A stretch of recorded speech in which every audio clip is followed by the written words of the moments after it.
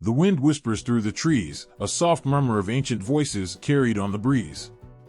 As the leaves rustle, there's a pulse in the air, a feeling that something sacred and alive stirs deep within the forest. The trees stand tall, rooted in the earth, their branches stretching toward the heavens, like silent witnesses to the passing of time. To many, the forest is a place of mystery, but to those who listen closely, it is a living tapestry woven with stories older than civilization itself. And at the heart of it all, spirits of the trees, guardians, protectors, and whispers of the past, await to tell their tales. For as long as humans have stood under the canopy of the trees, they have felt the weight of something greater than themselves. Trees have always been more than just wood and leaves, they have been symbols of life, death, and everything in between. Every culture that has walked the earth has looked up at the towering trees and felt that quiet, powerful presence. It's in the way the sunlight dapples through the branches or the shadow that falls when a tree stands between the earth and the sky. From the earliest days, humans have believed that trees were more than just plants, they were alive with spirits. In the forgotten corners of the world, where the trees grow tall and wild, it is said that the spirits of the forest still live among us. They are ancient and wise, born from the very soul of the earth itself. In ancient Greece, these spirits were called dryads, nymphs that were bound to the oak, the ash, the maple, and every tree in between. To the Greeks, the dryads were more than just spirits, they were the heart and breath of the forest, guarding it, protecting it, living and dying with it. Their lives intertwined with the trees they loved, for to harm a tree was to harm the spirit that dwelled inside. But the dryads were not alone in their watch over the woods. Across the globe, in the quiet corners of forgotten lands, other cultures believed in tree spirits too. In the forests of Japan, there were the Kodama, spirits said to live in ancient trees, whose presence was both a blessing and a warning. If one chopped down a sacred tree, it was said that the Kodama would curse them, bringing illness or bad luck. The spirit of the tree was not something to be taken lightly. In Slavic folklore, the Leshy was a guardian of the forest, a shape-shifting spirit who watched over the woods, guiding travelers or leading them astray, depending on their respect for the land. In Africa, the baobab tree was revered not only for its incredible size and longevity but for the spirits that dwelled within, offering wisdom from the ancestors. Throughout history, trees have always been symbols of life and renewal, their roots deep in the earth, their branches reaching for the heavens. In ancient times, people believed that the trees connected the realms of the living, the dead, and the divine. They were bridges between worlds, their towering trunks supporting the weight of the heavens while their roots anchored deep into the earth, holding it all together. The oak, revered by the Celts, was seen as the gateway to the otherworld, a place where the spirits of ancestors and gods could walk among the living. In those early days, trees were believed to have a power that was beyond comprehension. The ancients didn't see them as just part of the landscape, they saw them as vital parts of the cosmic order. There was a reverence, a sacredness to them that went beyond mere survival. People would gather around the great oaks, maples, and pines, holding rituals, offering prayers, and listening for the voices of the spirits within.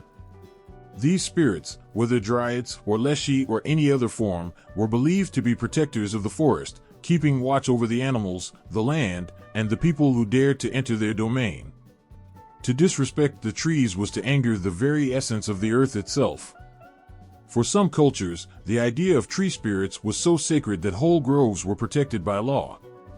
The ancient Celts, for example, believed that cutting down a sacred oak was a crime that could bring misfortune or death. Trees were seen as wise, living beings, capable of offering guidance to those who listened. They were the link between the human world and the divine, a place where the veil between the realms stand, allowing mortals to hear the whispers of gods and spirits alike. The oak, the ash, the yew, all were symbols of the sacred bond between the earth and the heavens, and the spirits of these trees were their guardians. In other ancient cultures, the reverence for trees took on a more personal form. In Hinduism, the belief in sacred trees like the banyan and the peepal reflected the interconnectedness of all life. The trees were seen as living entities, with souls that could communicate with the divine. The peepal tree, especially, was believed to hold the spirit of Brahma, the creator god. To sit beneath its shade was to be close to the divine, to feel the heartbeat of the universe itself. Across all cultures, the essence of trees remained the same. They were living, breathing spirits of the earth.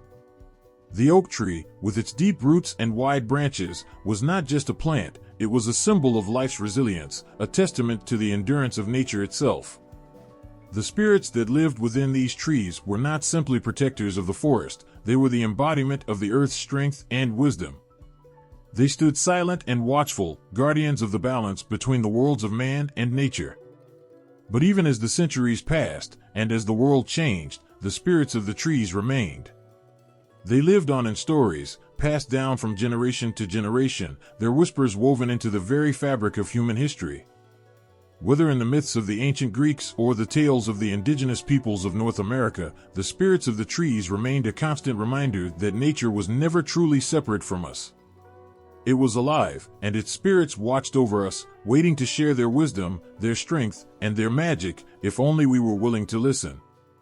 The presence of these spirits, these dryads and tree guardians, continues to linger in the world today, hidden in the rustling of leaves and the silence of ancient groves. They are still here, watching, waiting, their stories told in the creak of branches and the sway of the trees. And for those who truly understand, the trees still offer their guidance, their protection, and their magic, as they always have. The sound of leaves rustling is not just the wind. It's the sound of something alive, something ancient, whispering secrets that only the trees know. The forest isn't a silent place, it hums with life, with movement. And somewhere in the shadows, hidden between the trunks, the dryads wait, spirits of the trees, bound to the very life of the forest. Their beauty is beyond words, like the soft glow of moonlight filtering through the canopy, and their presence is felt even when they're not seen. The dryads were not mere creatures of myth, they were a part of the forest itself. To the ancient Greeks, the trees were sacred, living beings, and the dryads were their spirits.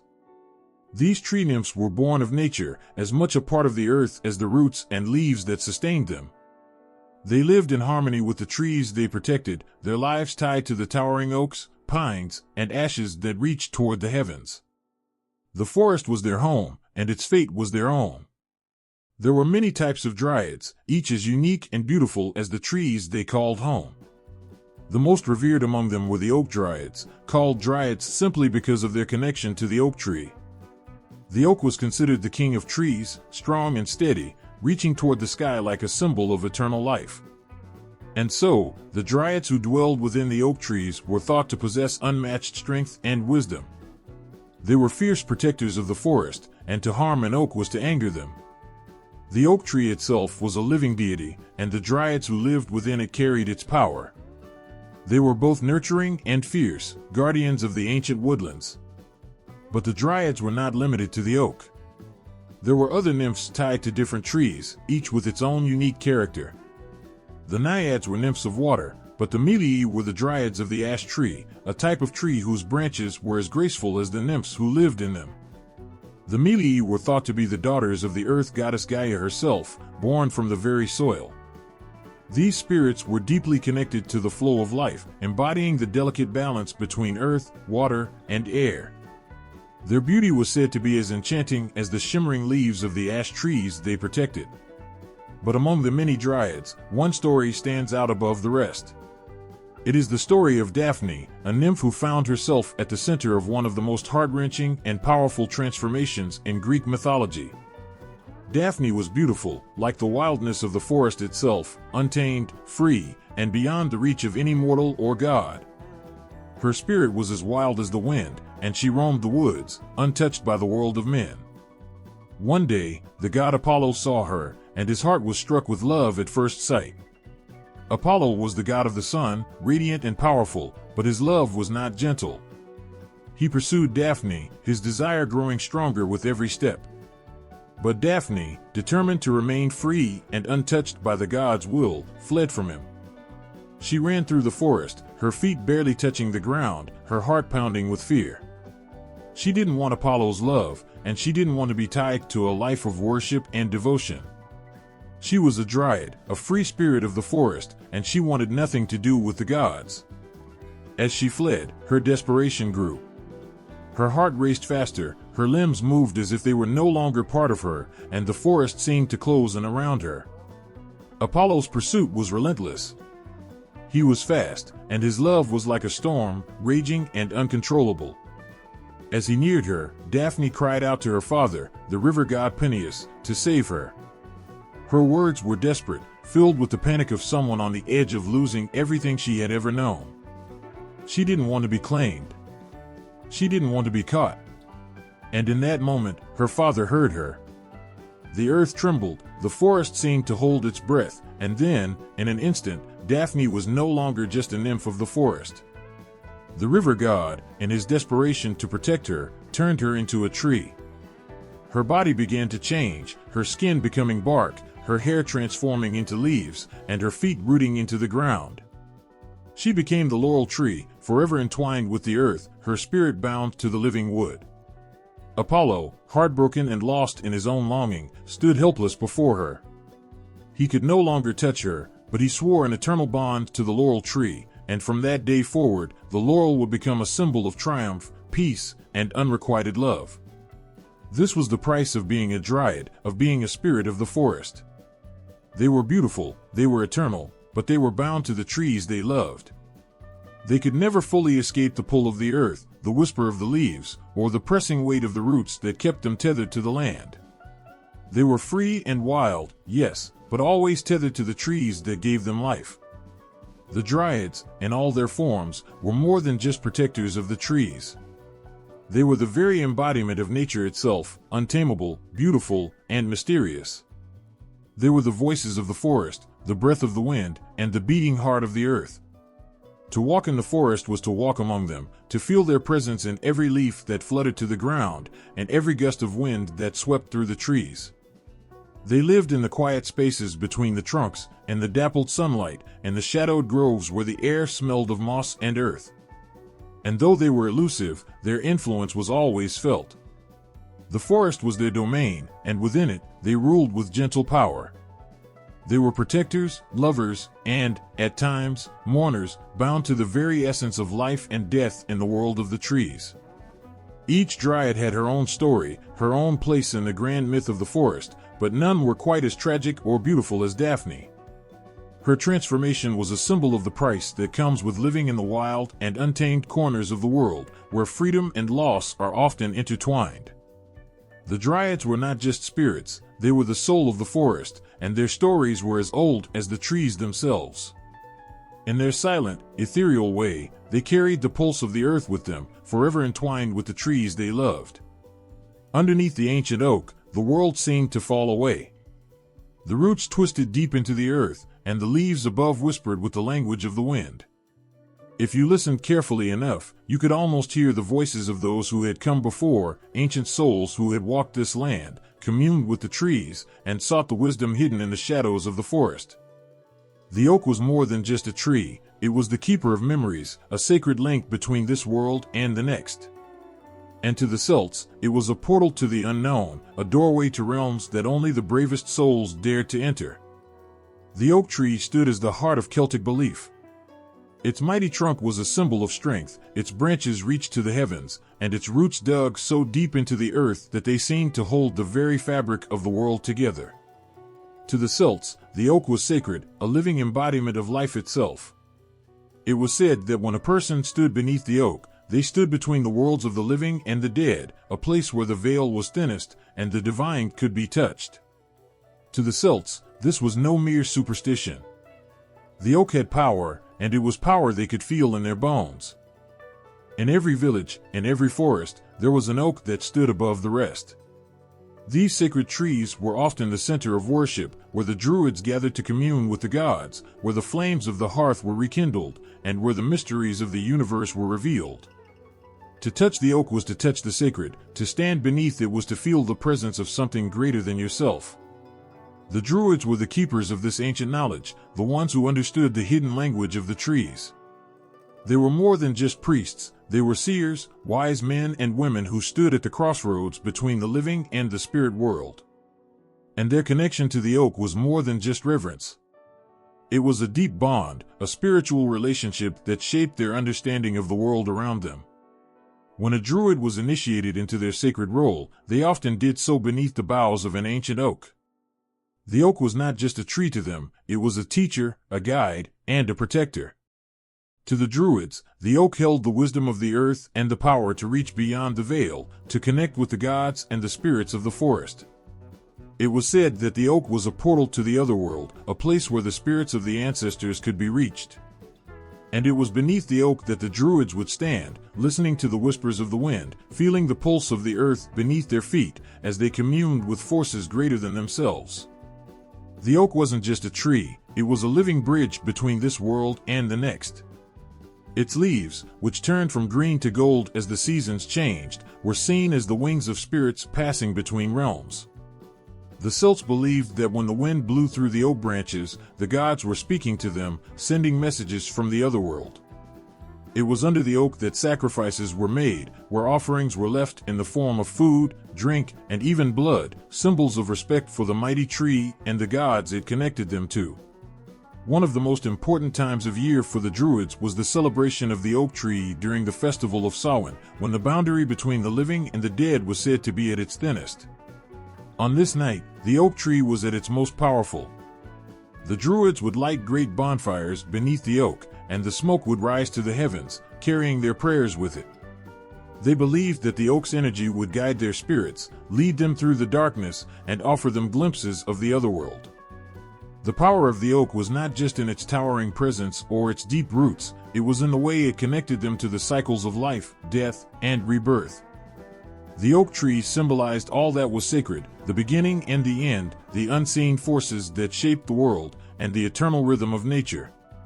It was a reminder that life and death were two sides of the same coin, always intertwined, always moving together in the dance of existence. But the oak also stood as a protector. Those who sought wisdom would journey deep into the forest, searching for the sacred oak that would give them answers. Some say that the oak could hear the cries of the heart, that it knew your deepest desires, your fears, and your hopes. The Druids would spend years learning the language of the trees, listening to their whispers, and gaining the knowledge that was hidden in the leaves and bark. They would often carve runes into the oak's trunk, believing that the tree would absorb their words and offer them guidance. The oak was so sacred to the Celts that it was believed that no druid could perform their most important rituals without first seeking the approval of the oak. The ancient tree was the keeper of their knowledge, and the knowledge of the oak was passed down through generations. It was said that if a druid wanted to learn the most hidden secrets of the world, they would need to spend a night beneath the oak, waiting for a vision or a message from the otherworld. In the stillness of the night, with the wind rustling through the leaves, the druid would close their eyes and open their heart to the whispers of the universe. When you stand in the presence of an oak, you can feel it, the timeless power, the ancient wisdom, and the weight of history. The oak was not just a tree to the Celts, it was a living part of the earth's soul. It was where the living and the dead met, where the gods could be touched, and where the secrets of the universe could be found. It was more than just a place to gather, it was a gateway, a place where everything that was lost could be found again, and where the answers to the greatest questions lay hidden within the branches. The oak tree's silent majesty still stands today, though the world around it has changed. Yet, if you close your eyes, you can still hear the whispers of the druids in the rustling leaves, still feel the power of the ancient oak as it holds the weight of the heavens above and the earth below. It is a reminder that some things never change, some things are eternal as the oak itself. And beneath its boughs, the spirit of the forest still waits to reveal its secrets to those who listen. Beneath the shadow of the great ash tree, a pulse beats, silent, yet ever-present. It is the heartbeat of all existence. Yggdrasil, the mighty world tree, stretches its branches across the heavens, its roots digging deep into the soil of every realm. This tree is no ordinary tree, it is the axis of the cosmos, the spine of the universe itself. Its towering presence is the foundation of life, death, and everything in between. If you stand at its base, you can almost feel the weight of all the worlds pressing down upon you.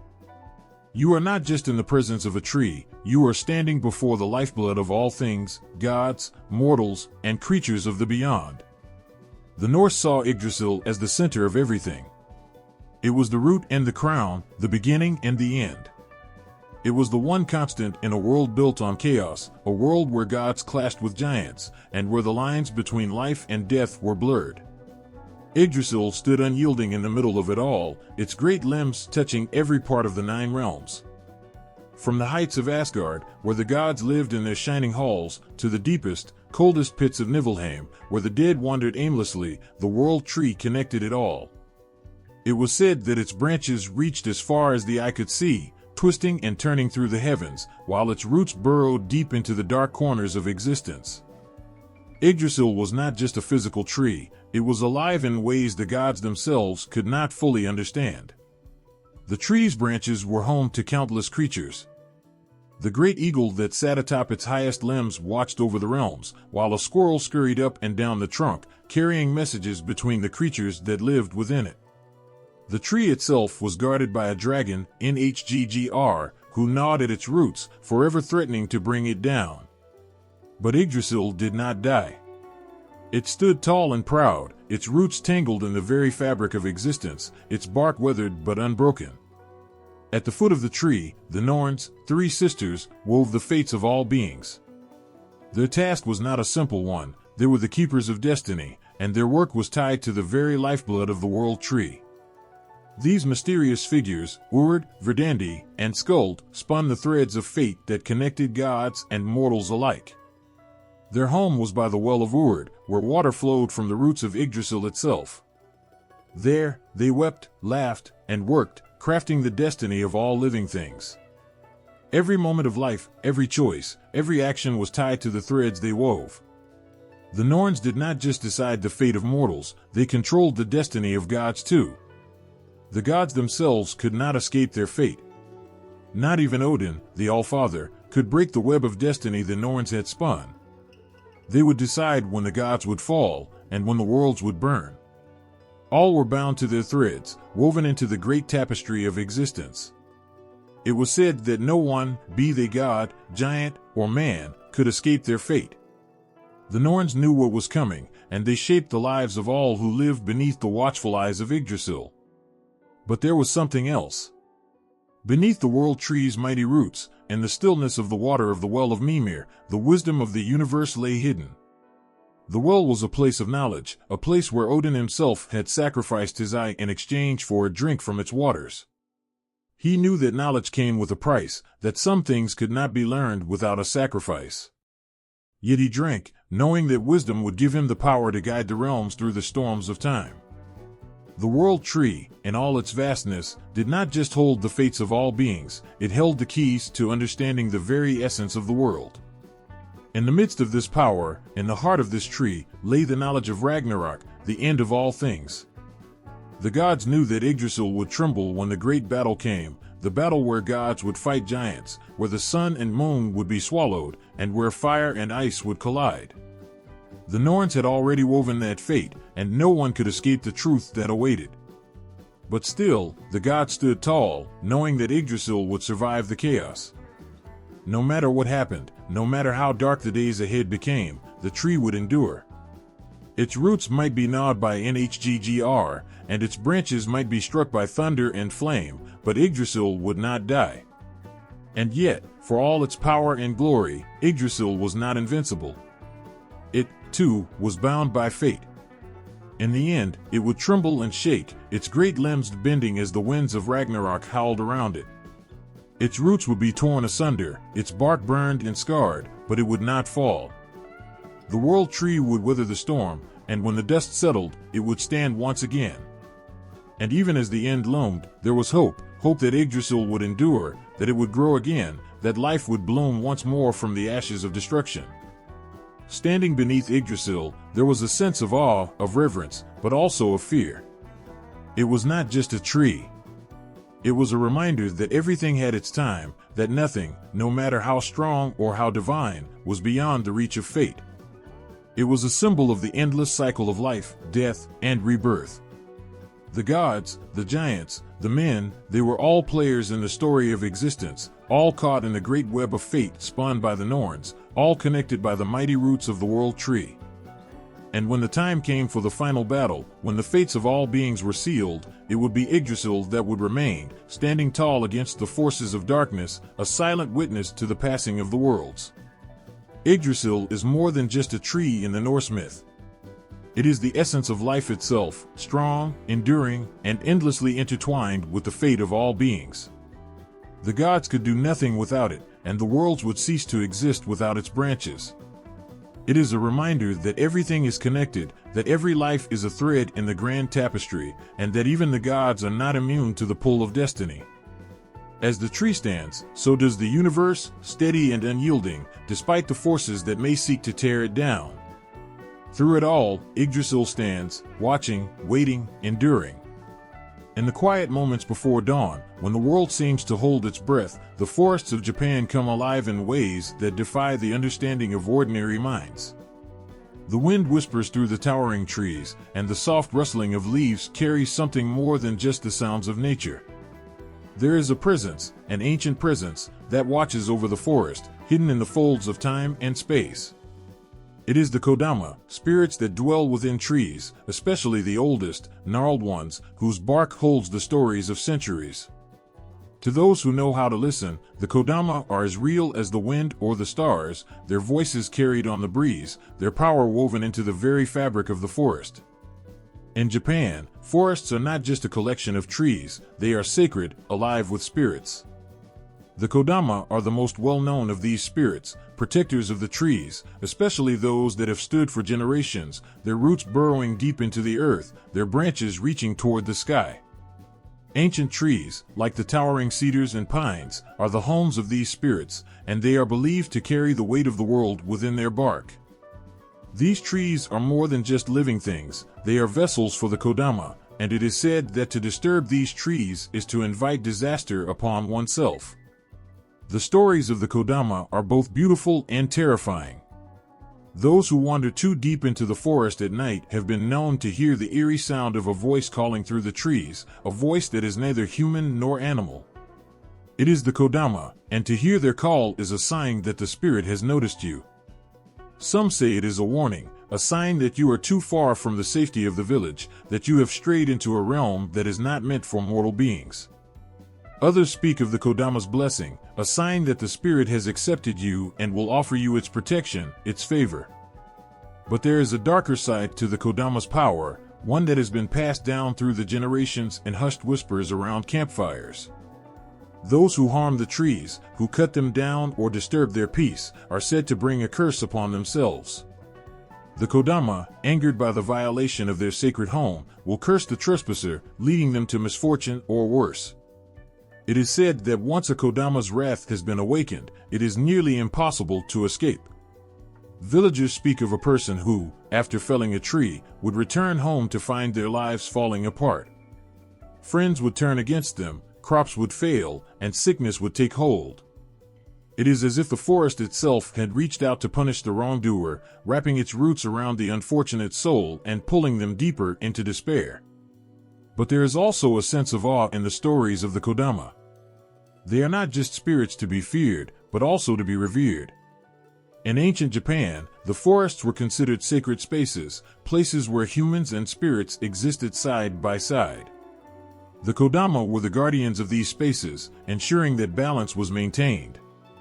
It was common for villagers to perform rituals of respect before entering the forest, offering prayers and gifts to the spirits in hopes of earning their favor.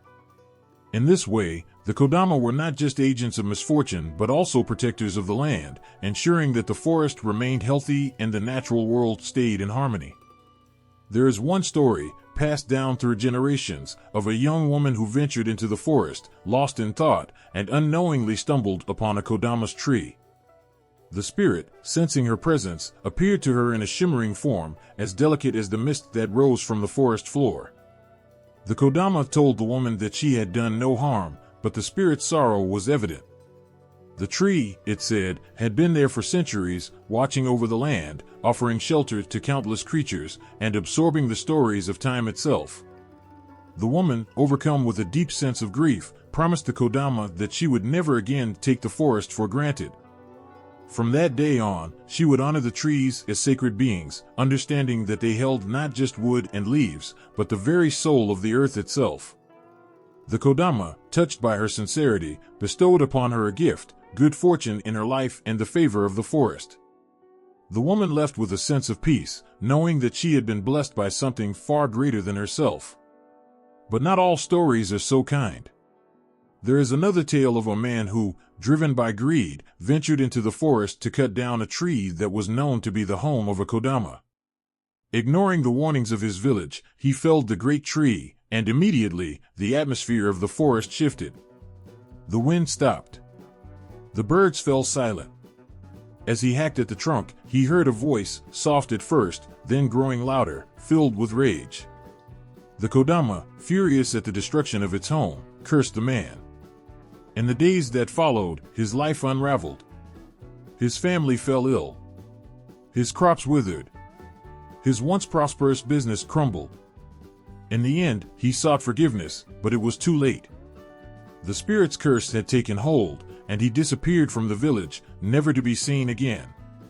The Kodama are not merely stories to be told, they are an embodiment of the belief that nature is alive, that trees and forests are not just inanimate objects, but sacred beings with their own will and spirit.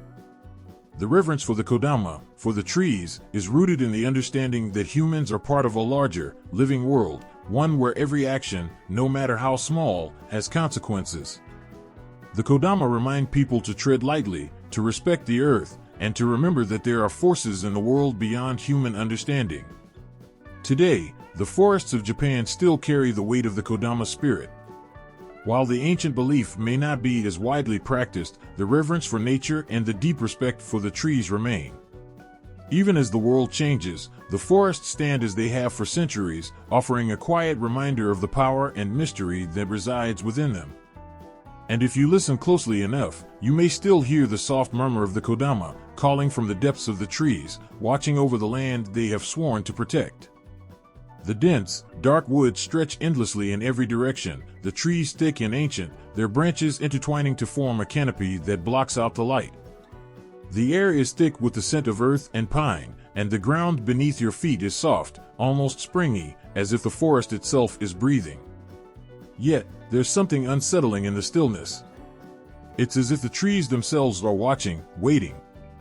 If you listen closely enough, you might hear a faint rustling, a whisper too soft for the wind, too deliberate to be mere movement. You pause, heart racing, and suddenly you're not alone.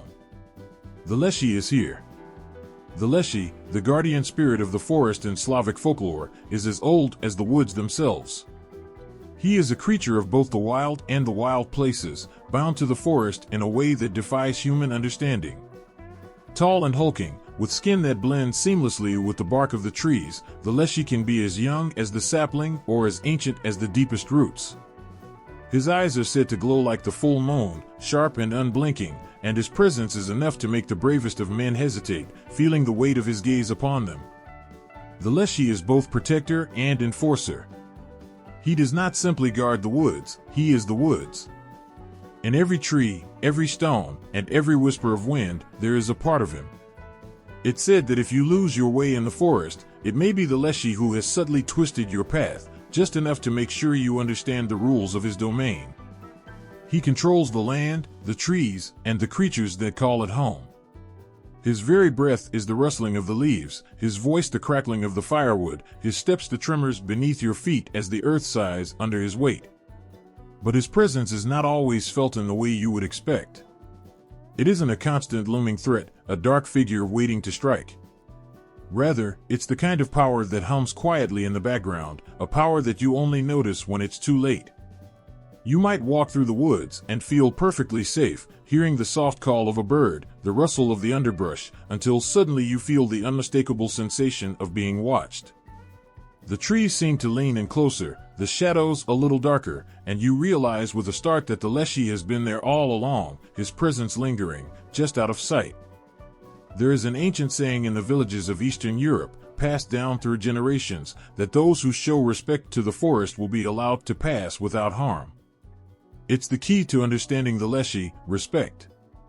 To the Leshy, the forest is not just a place to visit, it is a living, breathing entity, and it must be treated with the reverence it deserves.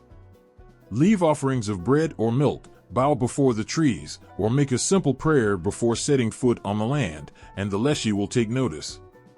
There are stories of travelers who, having offered their respect to the forest, were led safely through its tangled paths, guided by the leshy himself, whose invisible hands seemed to clear the way before them. Yet, disrespect is met with swift punishment. To take too much from the forest, to defile the land in any way, is to invite the leshy's wrath. Those who cut down trees without care, those who hunt or gather heedlessly, might find themselves lost in the forest forever. It is said that if the leshy feels slighted, he will twist the paths so that the victim can never find their way out.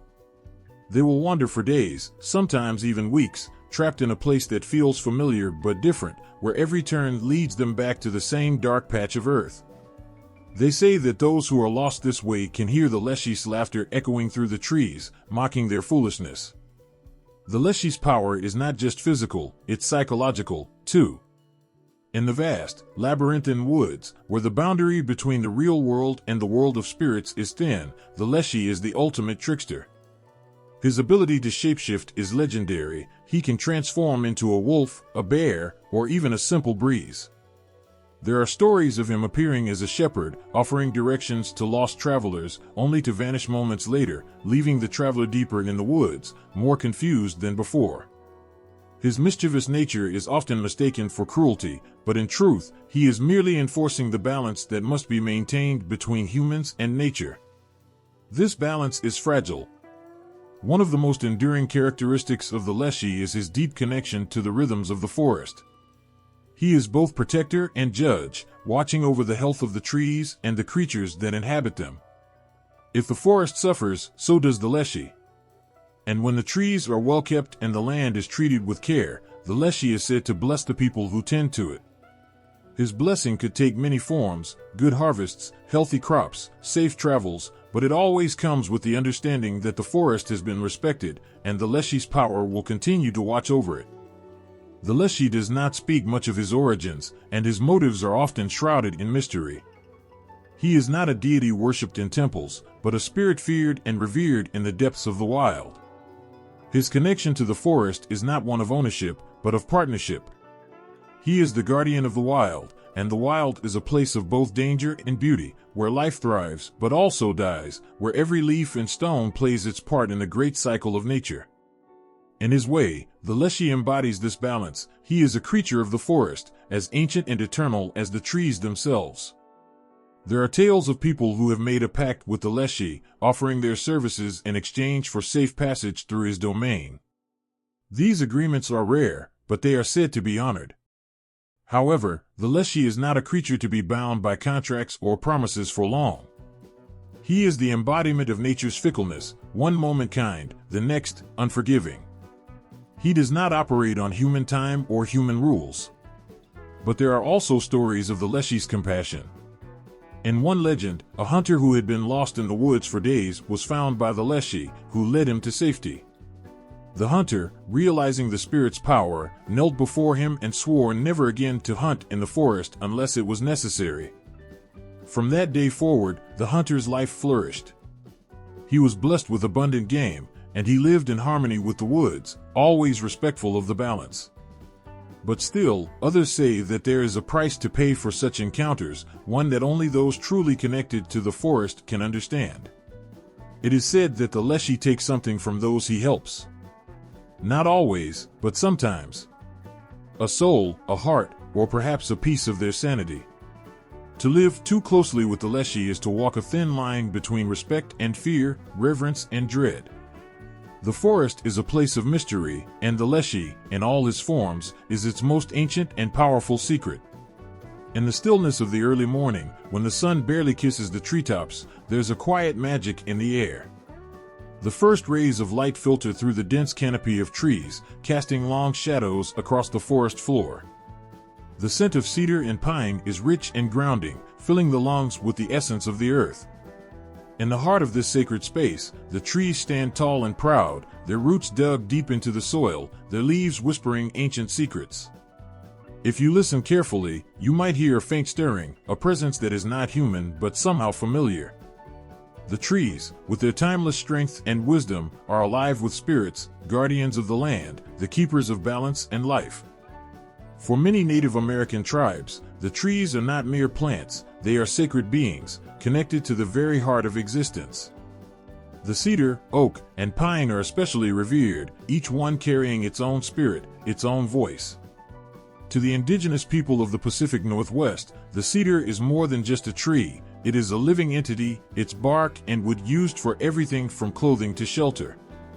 The cedar is known as the tree of life, and its spirit is said to offer protection and strength to those who honor it.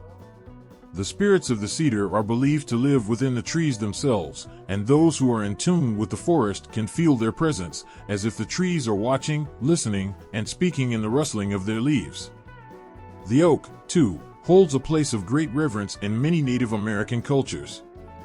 Its thick, gnarled trunk and sprawling branches represent strength, endurance, and wisdom. The oak is a symbol of longevity, its roots reaching deep into the earth while its crown stretches toward the sky. Among the Cherokee, the oak tree is often associated with the Great Spirit, the Creator, who is said to have used the oak to create balance in the world. The oak is also a tree of connection, bringing together the physical world and the spirit realm. It is said that the spirit of the oak can bridge the gap between the living and the ancestors, offering guidance and protection to those who seek it. Pine trees, with their long, slender trunks and needles that sway gently in the wind, are revered for their resilience and adaptability. The pine spirit is believed to bring clarity of thought and guidance during difficult times. In the traditions of the Plains tribes, the pine tree is seen as a guardian of health, offering its healing power to those who are in need. The scent of pine is said to purify the spirit, clearing away negative energy and filling the soul with peace. The pine spirit is not just a healer but a protector, watching over the land and ensuring that harmony is maintained between all living things. But the trees are not the only spirits that walk among the Native American peoples. There is another figure, one that is as old as the trees themselves, who is said to emerge from the depths of the forest, a figure who embodies the eternal cycle of life, death, and rebirth. The Green Man, a spirit whose face is made of leaves and whose body is woven from branches and vines, appears in the stories of many cultures around the world. In Native American belief, the Green Man represents the ever-changing cycle of nature, the spirit of the earth's renewal. The Green Man is often seen as a figure of transformation, a spirit who bridges the gap between the human and natural worlds. He is the guardian of the forests, the keeper of the seasons, and the embodiment of the earth's vitality. His presence is felt in the rustling of leaves, the blooming of flowers, and the changing of the seasons. The Green Man's spirit is said to awaken each spring, when the earth begins to breathe again, and his energy is felt in every budding branch, every blade of grass. As summer fades into autumn, the Green Man's energy shifts, preparing for the quiet, reflective time of winter, when the trees stand bare and the earth rests beneath a blanket of snow. His cycle is eternal, as constant as the rhythm of the seasons, and he reminds all who encounter him of the deep connection between all living things. In many Native American traditions, the Green Man is not just a figure of myth, but a real, living presence that can be felt in the world around us. His spirit is woven into the very fabric of the land, from the towering oak to the smallest sapling. When the Green Man is honored, when his spirit is respected, the earth flourishes.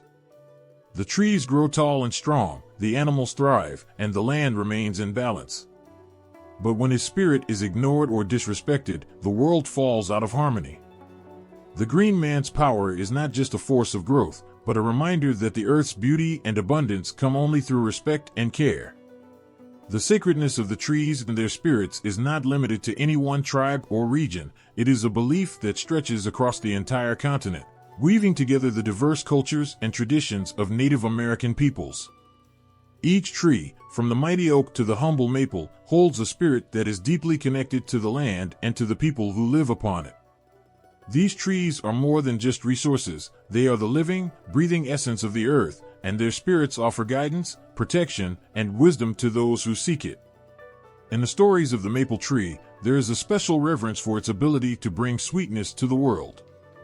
The sap of the maple, when harvested with care, offers nourishment and sustenance.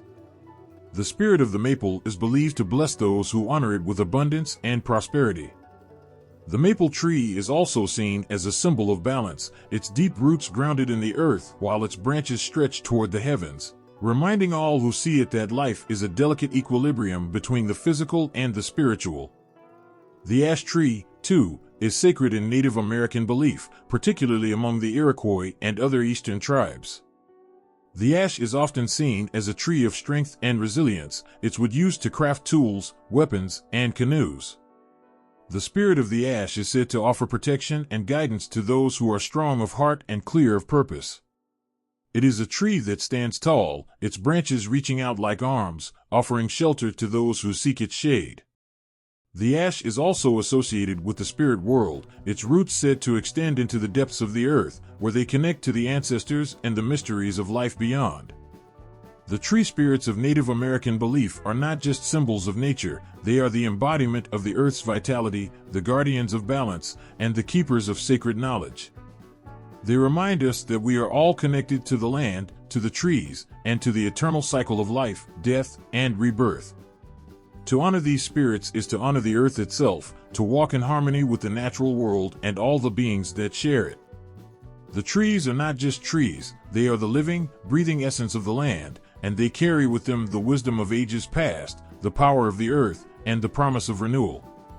The sun sets over the African savanna, casting a warm, golden glow over the land. The air is thick with the scent of earth and dust, and the wind whispers through the wide branches of the trees, as if speaking an ancient language known only to the earth itself. Beneath the shadows of these towering giants, something stirs, an unseen presence that watches over the land, guarding the souls of the past and the spirits of the living. In many African cultures, the trees are not just part of the landscape, they are sacred beings, vessels of wisdom, and protectors of ancestral ties. The baobab, with its thick trunk and sprawling branches, stands as a silent witness to the passage of time. It is often called the tree of life, not only for the way it provides sustenance through its fruit and water-storing bark, but also for the way it connects the living with the spirits of the ancestors. This mighty tree, with its twisted form and ancient roots, is said to hold the spirits of those who have passed, acting as a gateway between the worlds of the living and the dead. To sit beneath a baobab tree is to feel the weight of history pressing in around you, to feel the breath of the ancestors as if they are sitting with you, their wisdom carried on the wind. In many African belief systems, trees are seen as symbolic portals, connecting the physical world with the spiritual realm. The roots that stretch deep into the earth are believed to be the paths that connect to the ancestors, the spirits of those who walked the land before. The trunk is the bridge, the place where the living and the dead can meet, and the branches, with their sweeping leaves, are the hands of the tree, reaching out to offer blessings and protection. This connection is not just symbolic, it is real, and it is felt in the hearts of those who believe. The baobab's role as a sacred tree is not unique. Across the African continent, there are many trees that hold special significance, each one carrying its own story and its own spirit. The Morina tree, known for its ability to thrive in harsh conditions, is another powerful symbol in African mythology.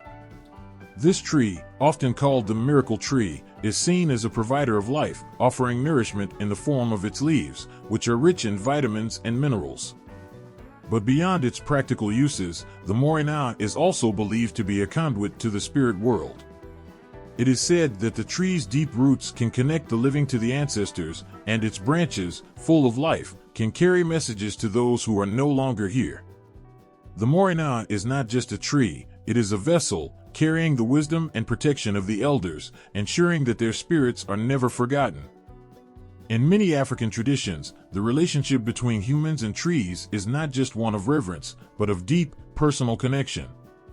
The spirits of the trees are seen as guardians, protectors of the community, offering guidance in times of need and watching over the people as they go about their daily lives. But this relationship is also one of mutual respect. The people understand that the trees are living beings, with their own spirits and needs. In return for the blessings and wisdom that the trees provide, humans must care for and honor the trees, ensuring that the balance between the two worlds is maintained. This connection is particularly evident in the way that African tribes often perform rituals around sacred trees. The trees are not just places for gathering, they are sites of worship, where prayers are said, offerings are made, and the ancestors are called upon for guidance. Some tribes believe that when a person dies, their spirit is transformed into a tree, allowing them to live on, watching over their descendants. It is said that the spirit of the deceased resides in the tree, and by taking care of the tree, the living honor the spirit of their loved ones. These rituals are not simply traditions, they are acts of love and respect, a way of ensuring that the bond between the past and the present is never broken. The sacredness of trees in African culture is not limited to the ones that stand tall in the savanna. In many places, the forest itself is considered sacred, a place where the spirits of the ancestors dwell. The forest is a living entity, and its trees are the keepers of stories and wisdom. To walk through the forest is to walk through the memories of the ancestors, each tree standing as a sentinel, guarding the secrets of the past. In these forests, the spirits of the trees are believed to offer protection, guidance, and strength to those who venture into their midst with respect and reverence. But the forest is also a place of warning. Those who disrespect the spirits of the trees, who take without giving back, are said to face the consequences of their actions. The spirits do not forgive easily, and the balance between the living and the dead must be maintained. In some African cultures, trees are even believed to have the ability to heal, both physically and spiritually. The bark of certain trees is used in traditional medicine, believed to have the power to cure ailments and cleanse the body of illness. But this healing power is not limited to the physical realm. The spirits of the trees are also thought to heal the spirit, offering comfort to those who are grieving or lost. The wisdom of the ancestors flows through the trees, and when a person is troubled, they can go to the tree, speak their fears, and find solace in the whispers of the leaves. The trees listen, offering no judgment, only understanding and compassion. The connection between trees and ancestors is not just a belief, it is a way of life. It is woven into the fabric of daily existence, a constant reminder that the past is always with us, that the spirits of those who came before still walk beside us, guiding us, protecting us, and offering their wisdom. The trees are not just trees, they are the living embodiment of the ancestors, their spirits carried on the wind, their voices carried in the rustling of the leaves. When the wind moves through the branches, it is as if the ancestors are speaking to those who are willing to listen, offering comfort, protection, and a reminder that we are never truly alone. In the forests, beneath the baobab and moringa trees, and in the sacred groves, the spirits of the trees wait, ever watchful, ever present. They are the guardians of memory, the protectors of the land, and the links between the living and the dead. Their roots stretch deep into the earth, connecting the present with the past, and their branches reach toward the heavens, carrying the blessings of the ancestors to those who honor them. The trees are not just a part of the earth, they are the heart of it, a constant reminder that life, death, and rebirth are all part of the same eternal cycle. Under the heat of the sun, in a quiet corner of an ancient forest, the fig tree stands as a silent witness to the flow of time. Its broad leaves sway gently in the breeze, and its roots stretch deep into the earth, holding secrets older than the very land itself. This tree, with its twisted trunk and wide canopy, is more than just a plant, it is a bridge between the mortal world and the divine. In India, the fig tree, especially the sacred banyan tree, is revered across three great religions, Hinduism, Buddhism, and Jainism. These trees are seen as symbols of life, wisdom, and spiritual growth, with roots that not only touch the earth but reach toward the heavens. The fig tree has always been a place where the human and the divine meet. In the ancient city of Bodh Gaya, beneath a tree so sacred that it is now known as the Bodhi tree, a man sat in deep meditation. This was no ordinary man, but Siddhartha Gautama, the prince who would become the Buddha. As he sat there, beneath the vastness of the tree's branches, the universe unfolded before him. The very earth seemed to hold its breath as he found the answers to the questions that had plagued humanity for centuries. Why does suffering exist? What is the nature of life? And how can one find peace? The moment of his enlightenment came not with thunder or a flash of lightning, but with a quiet understanding, a deep, inner knowing that transcended words. The Bodhi tree, standing tall and proud beside him, had witnessed it all. Its roots, buried deep in the soil of the sacred land, seemed to pulse with life as the Buddha reached a state of perfect clarity. This tree, more than just wood and leaves, was a sacred symbol. It held within it the wisdom of the ages, the potential for transformation, and the promise of liberation. For Buddhists, the Bodhi tree is the very place where the Buddha's teachings took root and began to spread across the world, offering a path of peace and enlightenment to all who seek it. In Hinduism, the fig tree is also revered for its spiritual significance. Known as the peepal tree, it is believed to be a favorite of Lord Vishnu, one of the principal deities in the Hindu pantheon. According to legend, the peepal tree offers a sacred space where the divine and the mortal can meet. The leaves of the tree are considered sacred, often used in prayers and rituals to honor the gods. In ancient texts, it is said that the peepal tree was the very place where the gods themselves would gather to watch over the world, blessing the earth with their presence. To sit beneath the tree, or even touch its roots, is believed to bring one closer to the divine, offering a sense of connection to the infinite. The importance of trees in Indian culture goes far beyond just physical or material benefits. Trees like the fig represent the very cycle of life, death, and rebirth. In the Bhagavad Gita, one of the most revered scriptures in Hinduism, there is a famous verse that describes the universe as a great tree, its roots in the heavens, its branches stretching down to the earth. This tree, symbolic of the eternal cycle of life, is where all beings are born, live, and eventually return. Just like the branches of the tree reach toward the sky, the human soul longs for connection with the divine. And just as the leaves of the tree eventually fall and return to the earth, so too do the souls of humans return to the universe, only to be reborn again. The fig tree stands as a powerful symbol of this eternal cycle. Its roots dive deep into the earth, grounding it firmly, while its branches stretch skyward, offering shade and protection. Every part of the tree holds meaning, from its roots to its leaves, each connected to the vast, unbroken flow of existence. To stand beneath the branches of the sacred fig tree is to feel the pull of time, the weight of the past, and the promise of the future. It is a reminder that life is cyclical, and that every moment, every action, and every thought is part of a greater whole. For the Jains, too, the fig tree holds a special place in their hearts. Jainism, which emphasizes nonviolence and the liberation of the soul, teaches that all living beings are connected. The trees, like the fig, are seen as symbols of life and growth, offering shelter not only to humans but to all forms of life. Jain texts describe how the fig tree can be a sanctuary for those seeking peace, and how it provides shelter to countless creatures, bees, birds, and animals, all living in harmony beneath its branches. The fig tree, with its deep roots and wide canopy, symbolizes the peaceful coexistence that is at the core of Jain belief. As time passes, the sacred fig trees in India continue to stand tall, their leaves swaying gently in the wind, their roots buried deep in the earth. They are not just trees, they are living symbols of the divine, the protectors of wisdom, and the keepers of life's mysteries. Beneath their branches, generations of humans have come to pray, to seek solace, and to find answers.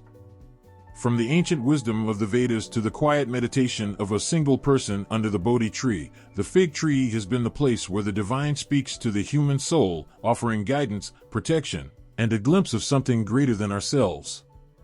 It is said that when the Buddha sat under the Bodhi tree, the earth itself trembled with the power of his enlightenment.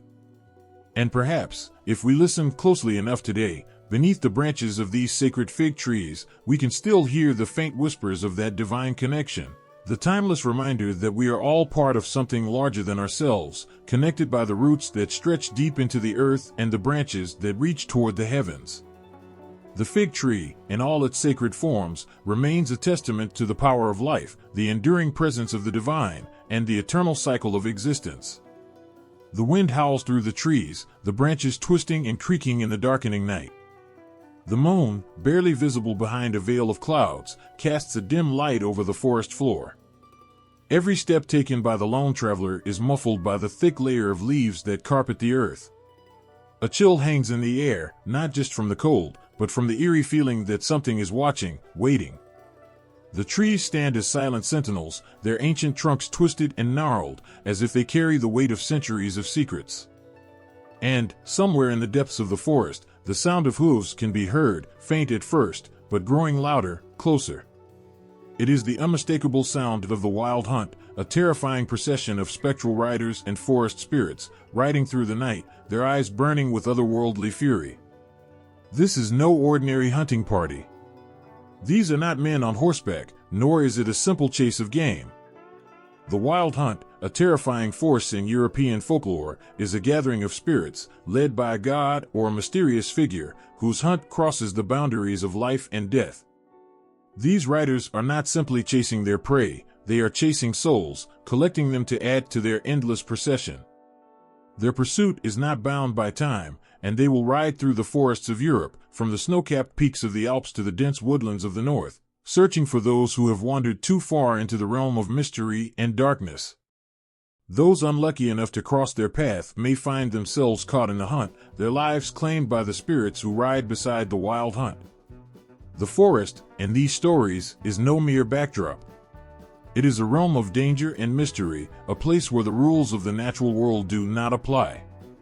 The trees, thick and towering, seem to close in on the path, making it impossible to escape. Every rustle of leaves and snap of twigs could be a spirit, a forest creature, or even a lost soul, wandering the woods in search of something, perhaps a way out, or perhaps to join the endless procession of the wild hunt. For the people of Europe, the forest was a place of magic and terror, where the line between the living and the dead blurred, where the unknown thrived.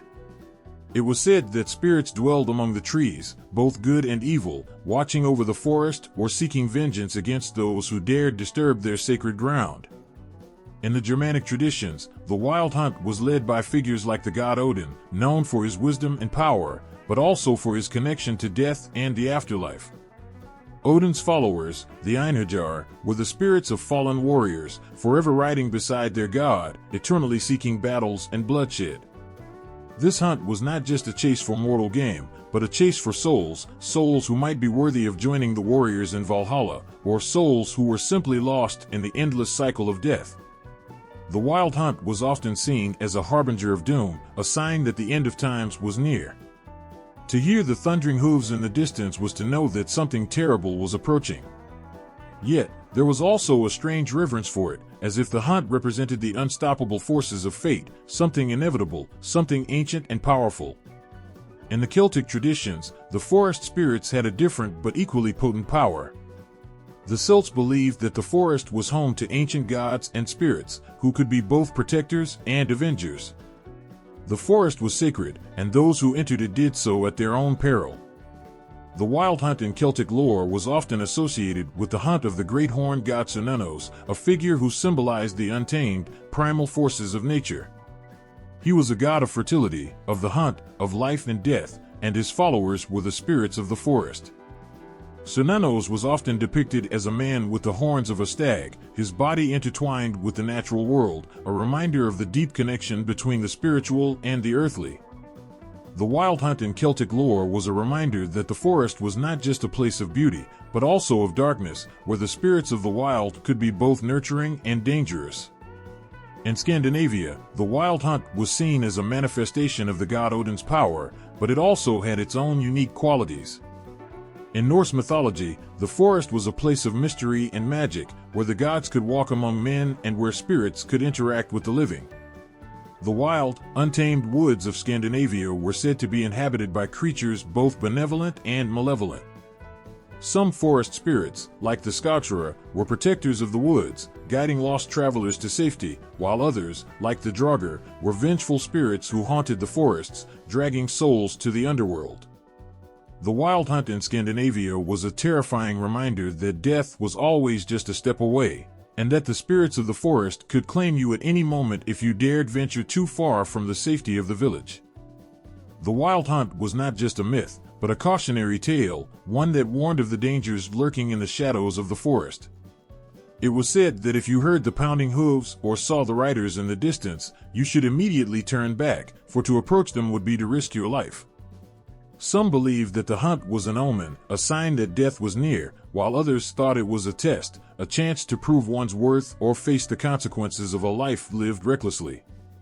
The forest was not a place to be taken lightly. It was a realm where the spirit world and the human world collided, where the veil between life and death was at its thinnest. The stories of the wild hunt and the forest spirits echo through the ages, a chilling reminder of the power and mystery of nature. The forests, with their towering trees and hidden paths, are still places of wonder and fear, where the unknown lingers just beyond the reach of the light.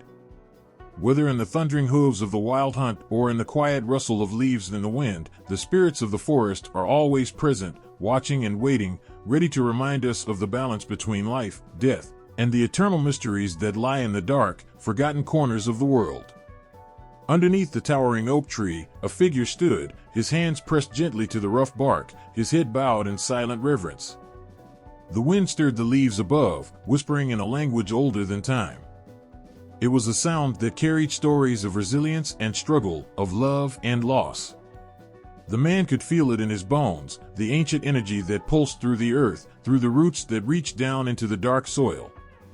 This tree, like so many others in the land, was more than just wood and leaves. It was a living connection to the past, to the generations who had walked the earth before him. It held the weight of his ancestors' spirits. In African American folklore, trees were never just trees. They were vessels of memory, keepers of stories passed down through generations, and symbols of life, death, and rebirth. From the towering oak to the humble fig, the trees stood as silent witnesses to the history of African Americans, the pain, the triumph, the enduring connection to a past that would never be forgotten. It was under these very trees, in the shadow of their ancient boughs, that songs of struggle and hope were sung, that stories were shared, and that the strength of a people was drawn from the earth itself.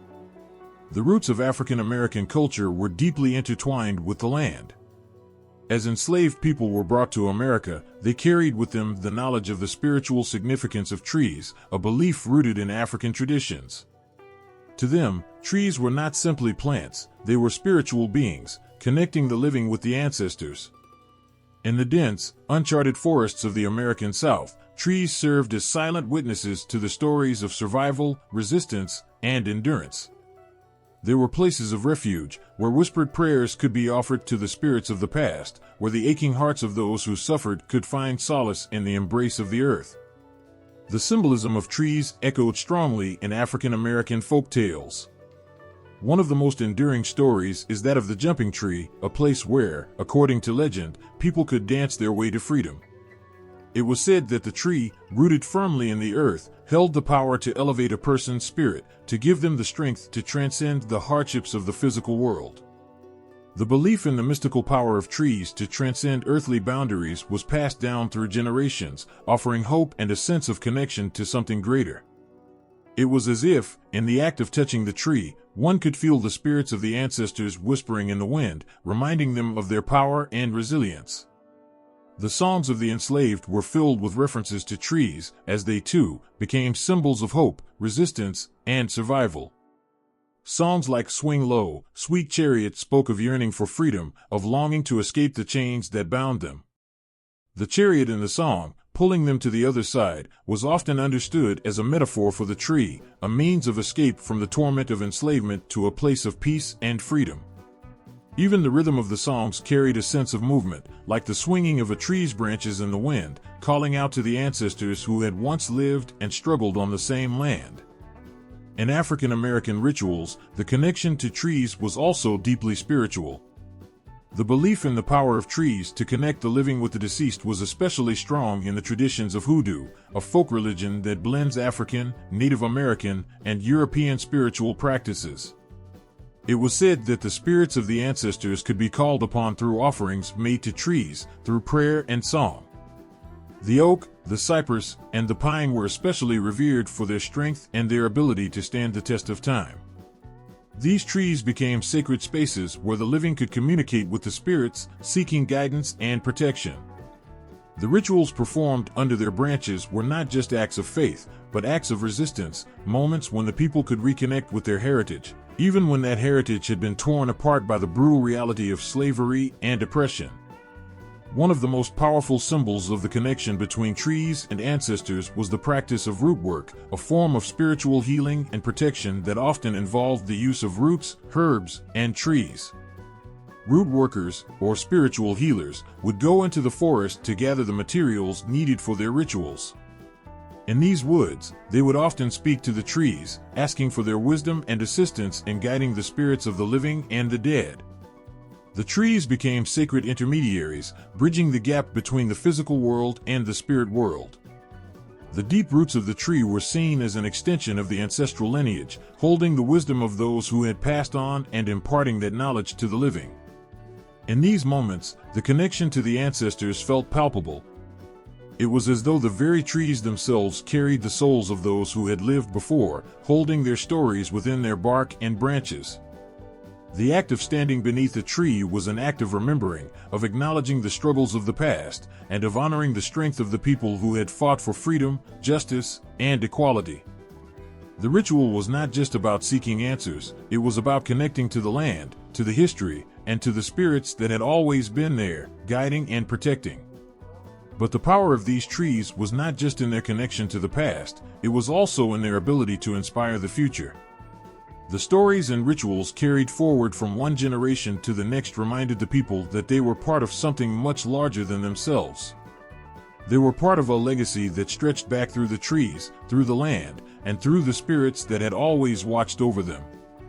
The trees stood as a reminder that, no matter how much they had suffered, no matter how far they had been torn from their homeland, they were always connected to something deeper, something eternal.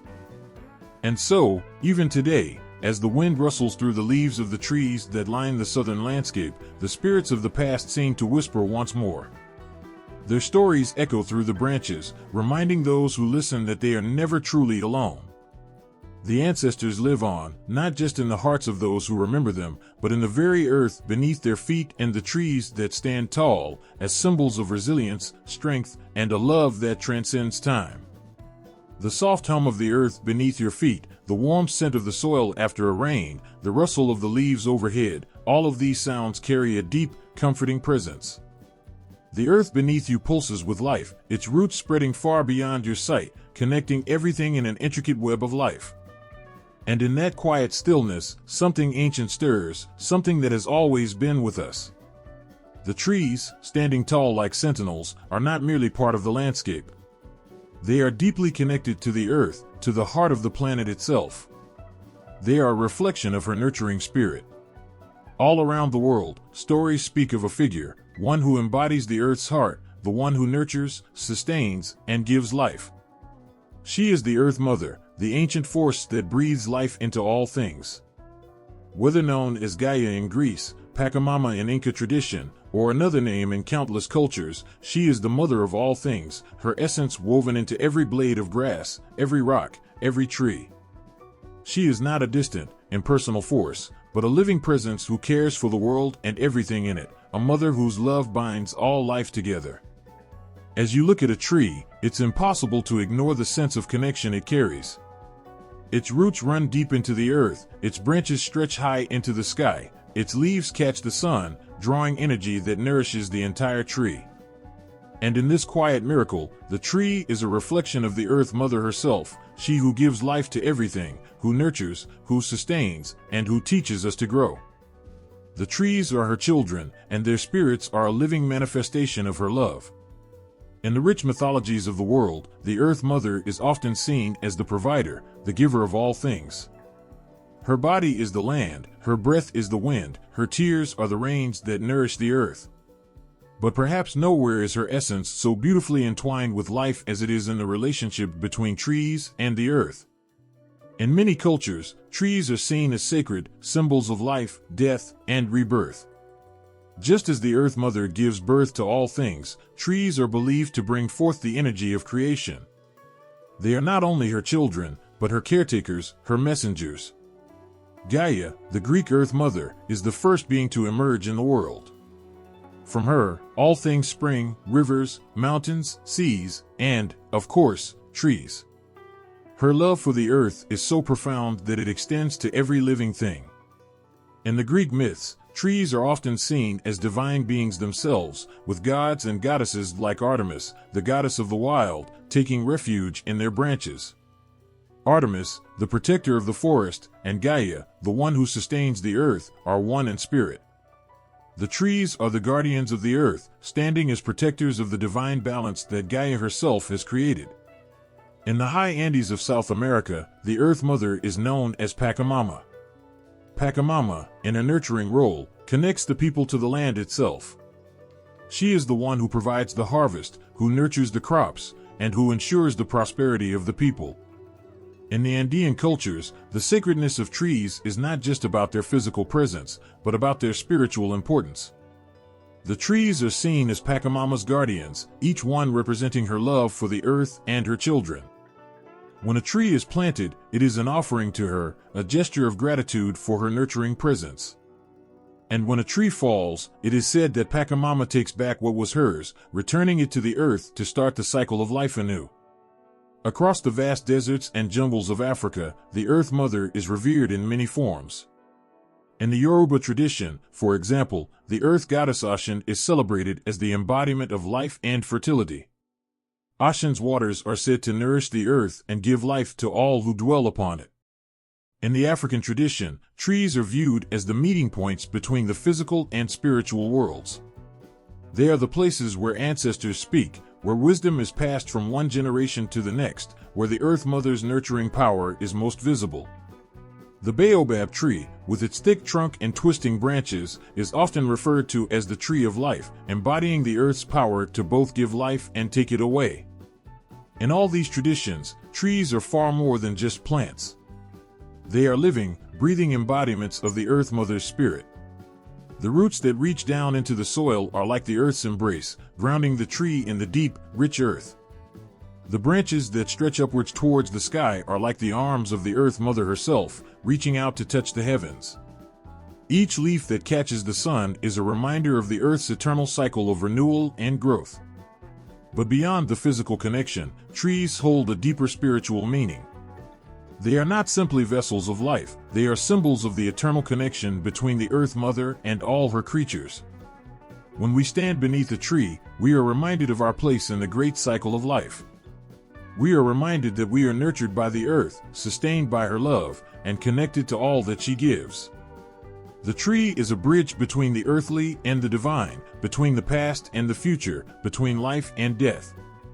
The Earth Mother's nurturing power can be felt in the quiet rustling of leaves, in the steady growth of a young sapling, and in the ancient roots of an old tree that has stood for centuries.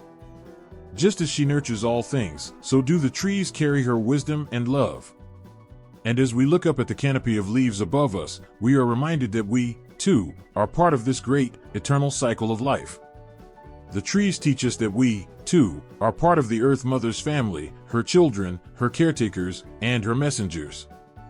Her love flows through us, just as it flows through the branches of the trees, linking us all to the very heart of the earth itself.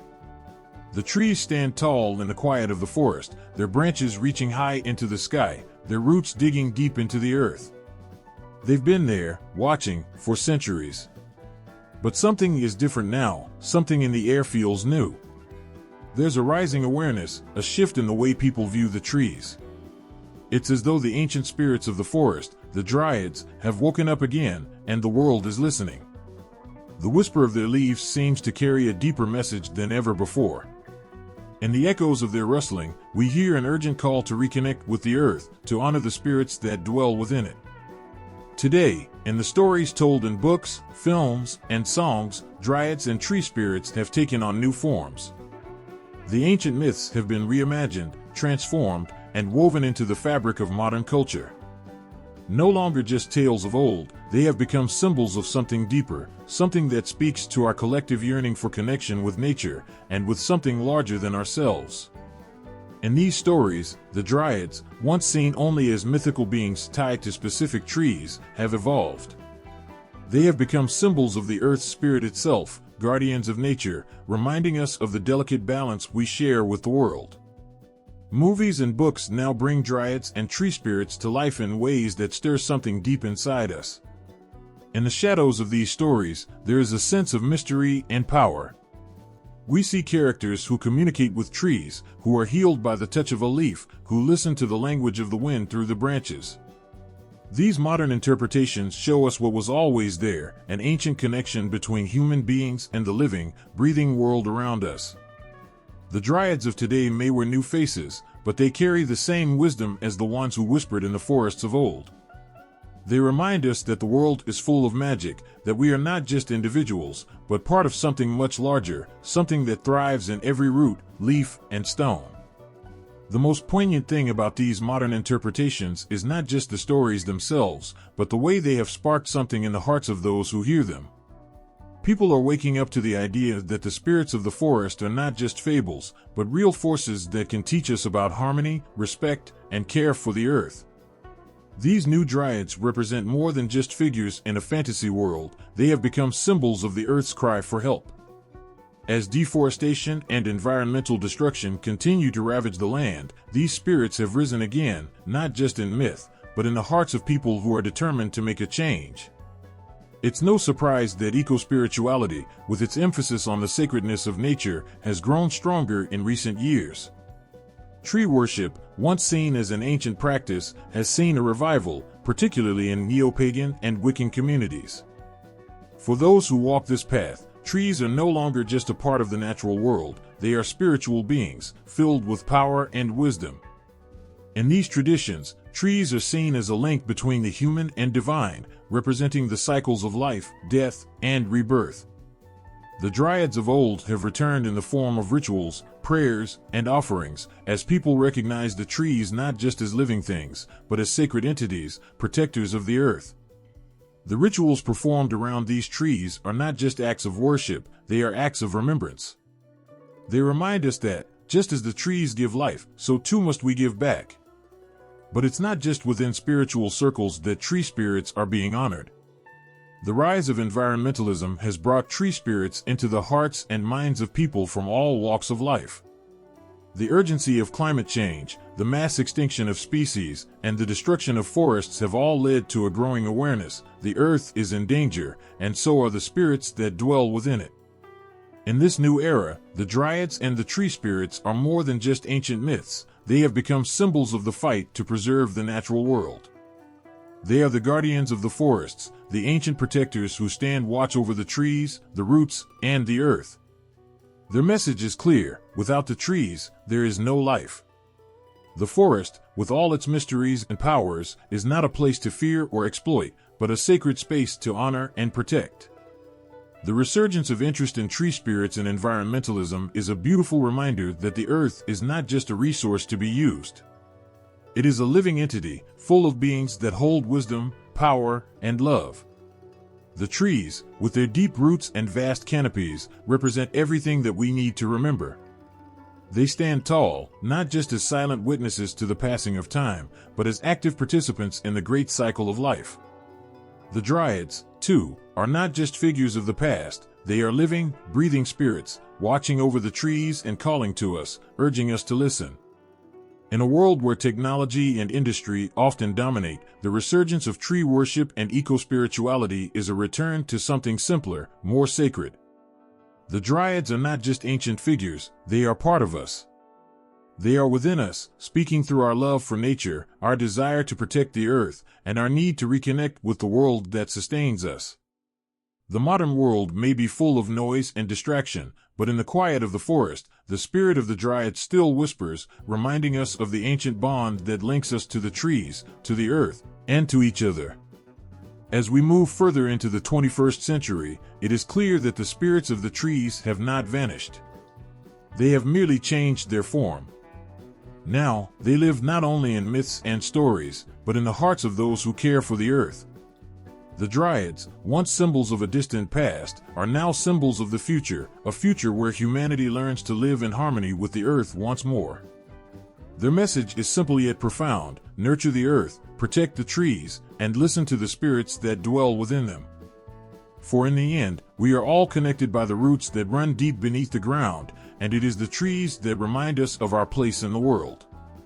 In the stillness of twilight, when the sky turns dark and the air thickens with mystery, the trees stand as silent sentinels, guarding the boundary between life and death. Their gnarled branches stretch upwards, reaching into the unknown, as though beckoning souls into the darkness. The roots beneath the earth seem to pulse with an ancient power, connecting the world of the living to the hidden realms beneath. These trees are not just silent witnesses to the passing of time, they are the keepers of the underworld, the bridge between this world and the next. Beneath their shade, mysteries unfold, and stories of the afterlife are told in whispers carried on the wind. Throughout countless cultures, the role of trees has been tied to the journey of the soul after death. In many myths, the afterlife is not a distant, abstract realm, but a place that is deeply connected to nature itself. Trees have long been seen as the guardians of this mysterious land, and they are often the link between the living and the dead. The concept of the Tree of Souls, a tree where the spirits of the deceased rest or are reborn, echoes across civilizations. In each myth, the tree is a symbol of the cycle of life, death, and rebirth, a connection between the mortal world and the great beyond. In Greek mythology, the souls of the dead were said to be led to the underworld, where they would drink from the river Lethe, the river of forgetfulness, before being sent to their final resting place. But there were also trees that held the souls of the departed, symbolic of life continuing even in death. In some traditions, the souls of ancestors were believed to dwell within specific trees, their spirits watching over the living, offering guidance, and even protection. These trees were revered, not just as part of nature, but as sacred conduits to the underworld, where life and death intertwined in a sacred dance. In other cultures, trees were seen as the actual gateway to the afterlife. The tree's roots dug deep into the earth, where the spirits of the dead could rest and renew. Their leaves reached up toward the heavens, carrying messages to the gods, while their trunks stood as eternal markers of the path between worlds. These trees held the power to guide souls safely through the shadowy realm of the afterlife. They were the meeting point of life's end and the hope of rebirth, offering a glimpse of eternity for those willing to listen. But perhaps no tree embodies the connection between the underworld and the living world more than Yggdrasil, the mighty world tree of Norse mythology. Standing at the center of the cosmos, Yggdrasil connected the 9 realms, worlds of gods, men, and the spirits. Its great branches stretched out, touching every realm, its roots burrowing deep into the underworld. It was said that beneath its roots lay the realm of Hell, the land of the dead, ruled by the goddess of the same name. The great tree itself was not just a symbol of life, but a living embodiment of the passage between life and death. The Norse believed that Yggdrasil was the very lifeblood of the world, its branches reaching upward toward the gods, while its roots sank into the underworld, binding the living with the dead. It was said that the Norns, the 3 sisters who controlled the fates of all beings, sat at the base of Yggdrasil, weaving the threads of destiny, deciding who would live and who would die. They held the power of life and death in their hands, and through their work, the great cycle of existence was maintained. Yggdrasil itself was the axis on which the entire world turned, a constant reminder that life and death were inseparable, bound together in a never-ending cycle of growth and decay. As the branches of Yggdrasil reached toward the heavens, its roots intertwined with the darkness of the underworld, where the souls of the dead dwelled. It was a place of mystery, where the departed could find rest, or where they could be reborn, depending on the paths their fates took. The connection between life and death was made clear in the symbolism of Yggdrasil. It was a tree that held the knowledge of both, standing as a bridge between 2 realms, offering a pathway for the dead to pass on, while offering the living a reminder that death was not an end, but a continuation of the cycle. But there was more to these underworld trees than simply being a passage for souls. They were, in a way, witnesses to the profound truths of existence. The tree in its stillness seemed to hold the wisdom of the ages, a silent observer of the moments between birth and death, reminding the living of the fragility of life and the promise of what lies beyond. The roots, buried deep in the earth, were said to hold the wisdom of the ancestors, and the branches that stretched toward the sky were reminders of the infinite possibilities that awaited in the afterlife. The idea of the Tree of Souls, a place where the spirits of the departed rest and are reborn, stretches across many cultures. In some traditions, it is believed that the spirits of the dead remain within the tree until they are ready to be reborn, their souls protected by the tree's embrace. In others, the tree serves as a place of transition, a place where the spirits of the departed must pass before they can move on to their final resting place. Regardless of the specifics, the underlying truth remains the same. Trees are intimately connected to the realms of life and death, holding the souls of the departed and offering them solace as they journey on. The connection between trees and the underworld is more than just a myth, it is a reflection of our own understanding of life and death. Trees are symbols of endurance and strength, their roots deeply embedded in the earth, yet their branches reaching toward the heavens. They show us that death is not the end, but a transformation, a part of the greater cycle of life. In their presence, we are reminded of the eternal nature of existence, the way in which life and death are inextricably linked, and the way that we, too, are connected to both the living world and the world beyond. As we stand before these ancient trees, whether they be the great Yggdrasil or the sacred trees of other cultures, we are reminded of the profound mystery that lies beneath the surface of life.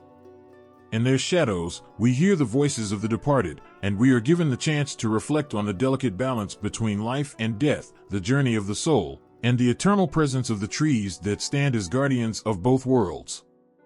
Through their roots, we are connected to the earth, through their branches, we are linked to the heavens.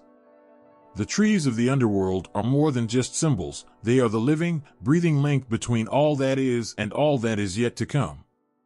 There's a quiet strength in the way a woman stands beneath the canopy of an ancient tree, her roots intertwined with the earth, her branches reaching toward the sky. It's a connection that has existed for as long as stories have been told.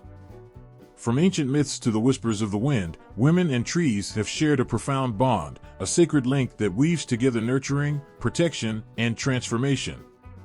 The air hums with an energy that is both fierce and gentle, like the timeless dance between the moon and the tides.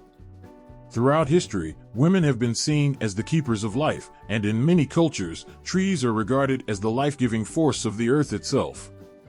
In mythology, female deities and spirits are often intertwined with the natural world, taking the shape of trees, nymphs, and other manifestations of nature's nurturing power.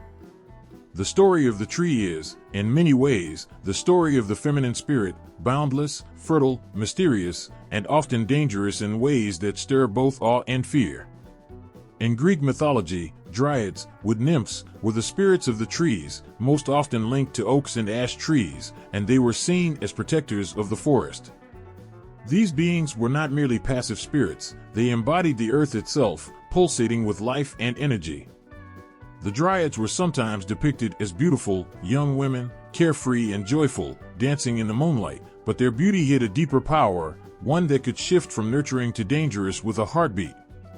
They were said to become enraged if their trees were harmed, and it was believed that if a dryad died, the tree she protected would wither and die as well. In this way, the dryad's connection to the tree was both symbiotic and deeply emotional. She was not only a protector, but the tree and the spirit were one. Harm to one meant harm to the other.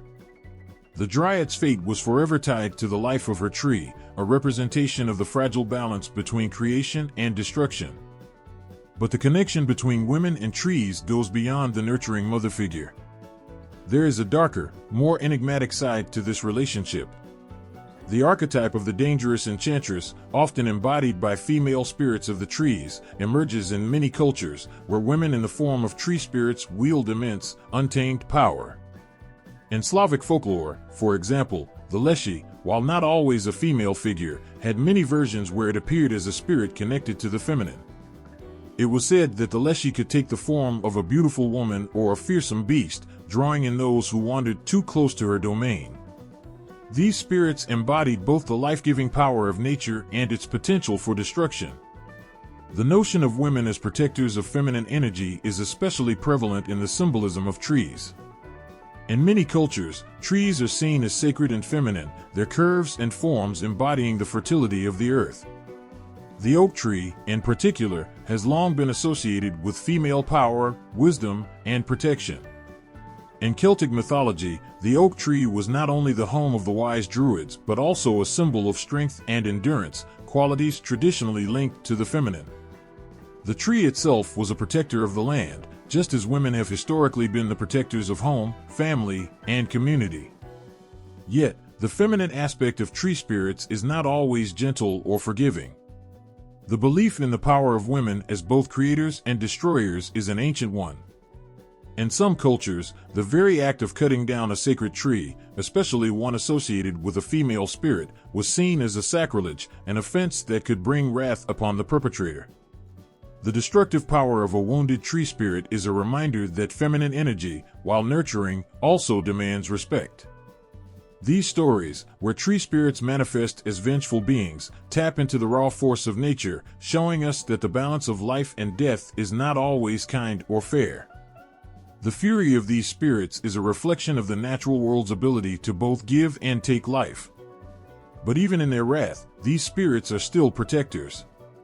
Their anger is a shield, a fierce reminder that the natural world and the energies they embody should never be taken for granted. It is this duality, the nurturing and the dangerous, that makes the connection between women and trees so powerful.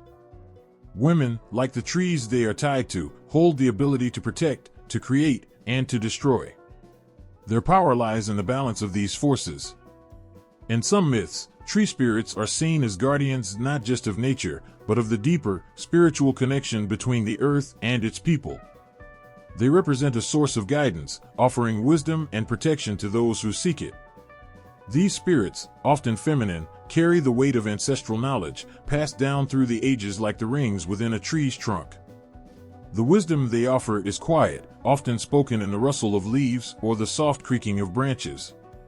And like the trees themselves, these spirits endure through time, offering their energy to the earth and its people, even when they are no longer seen.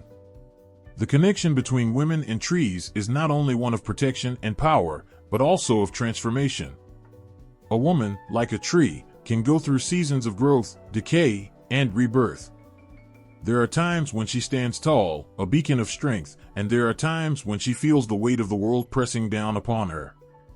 Like the tree that sheds its leaves in the fall, she too can experience moments of loss and letting go.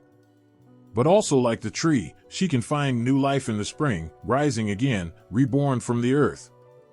It is this eternal cycle that makes the bond between women and trees so deeply emotional and profound. The feminine energy of the tree spirits, whether gentle and nurturing or fierce and vengeful, speaks to something within us all. It speaks to the deep well of life that resides in every woman and in the natural world around us. It is the reminder that we are all connected, not just to each other, but to the earth, to the trees, and to the spirits that inhabit them. Through the trees, we find a reflection of ourselves, a reminder that, like them, we too are capable of both great love and great power. These tree spirits are not simply mythical figures, they are representations of the energy that exists in every woman, the strength, the wisdom, the ability to protect and to transform. They remind us of our deep, unspoken connection to nature, to the earth that sustains us, and to the spirits that guide us through the seasons of our lives. Whether as gentle nurturers or powerful protectors, the spirits of the trees carry within them the essence of the feminine, as eternal and ever-changing as the trees themselves.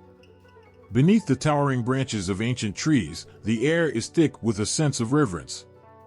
A soft murmur rises from the forest floor, where the roots twist deep into the earth, holding secrets older than time itself. The groves are sacred, places where the veil between the living and the divine seems paper-thin.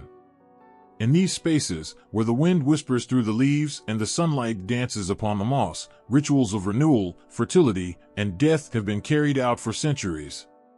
Sacred groves were the heartbeat of ancient cultures. They were places of power, where trees stood as silent sentinels, watching over the people and the land. In Greece, the groves were dedicated to gods and goddesses. The most famous among them was the Grove of Dodona, where the mighty oak tree was considered to be the voice of Zeus himself. People would come from far and wide, bringing offerings and prayers, hoping to receive a sign from the god.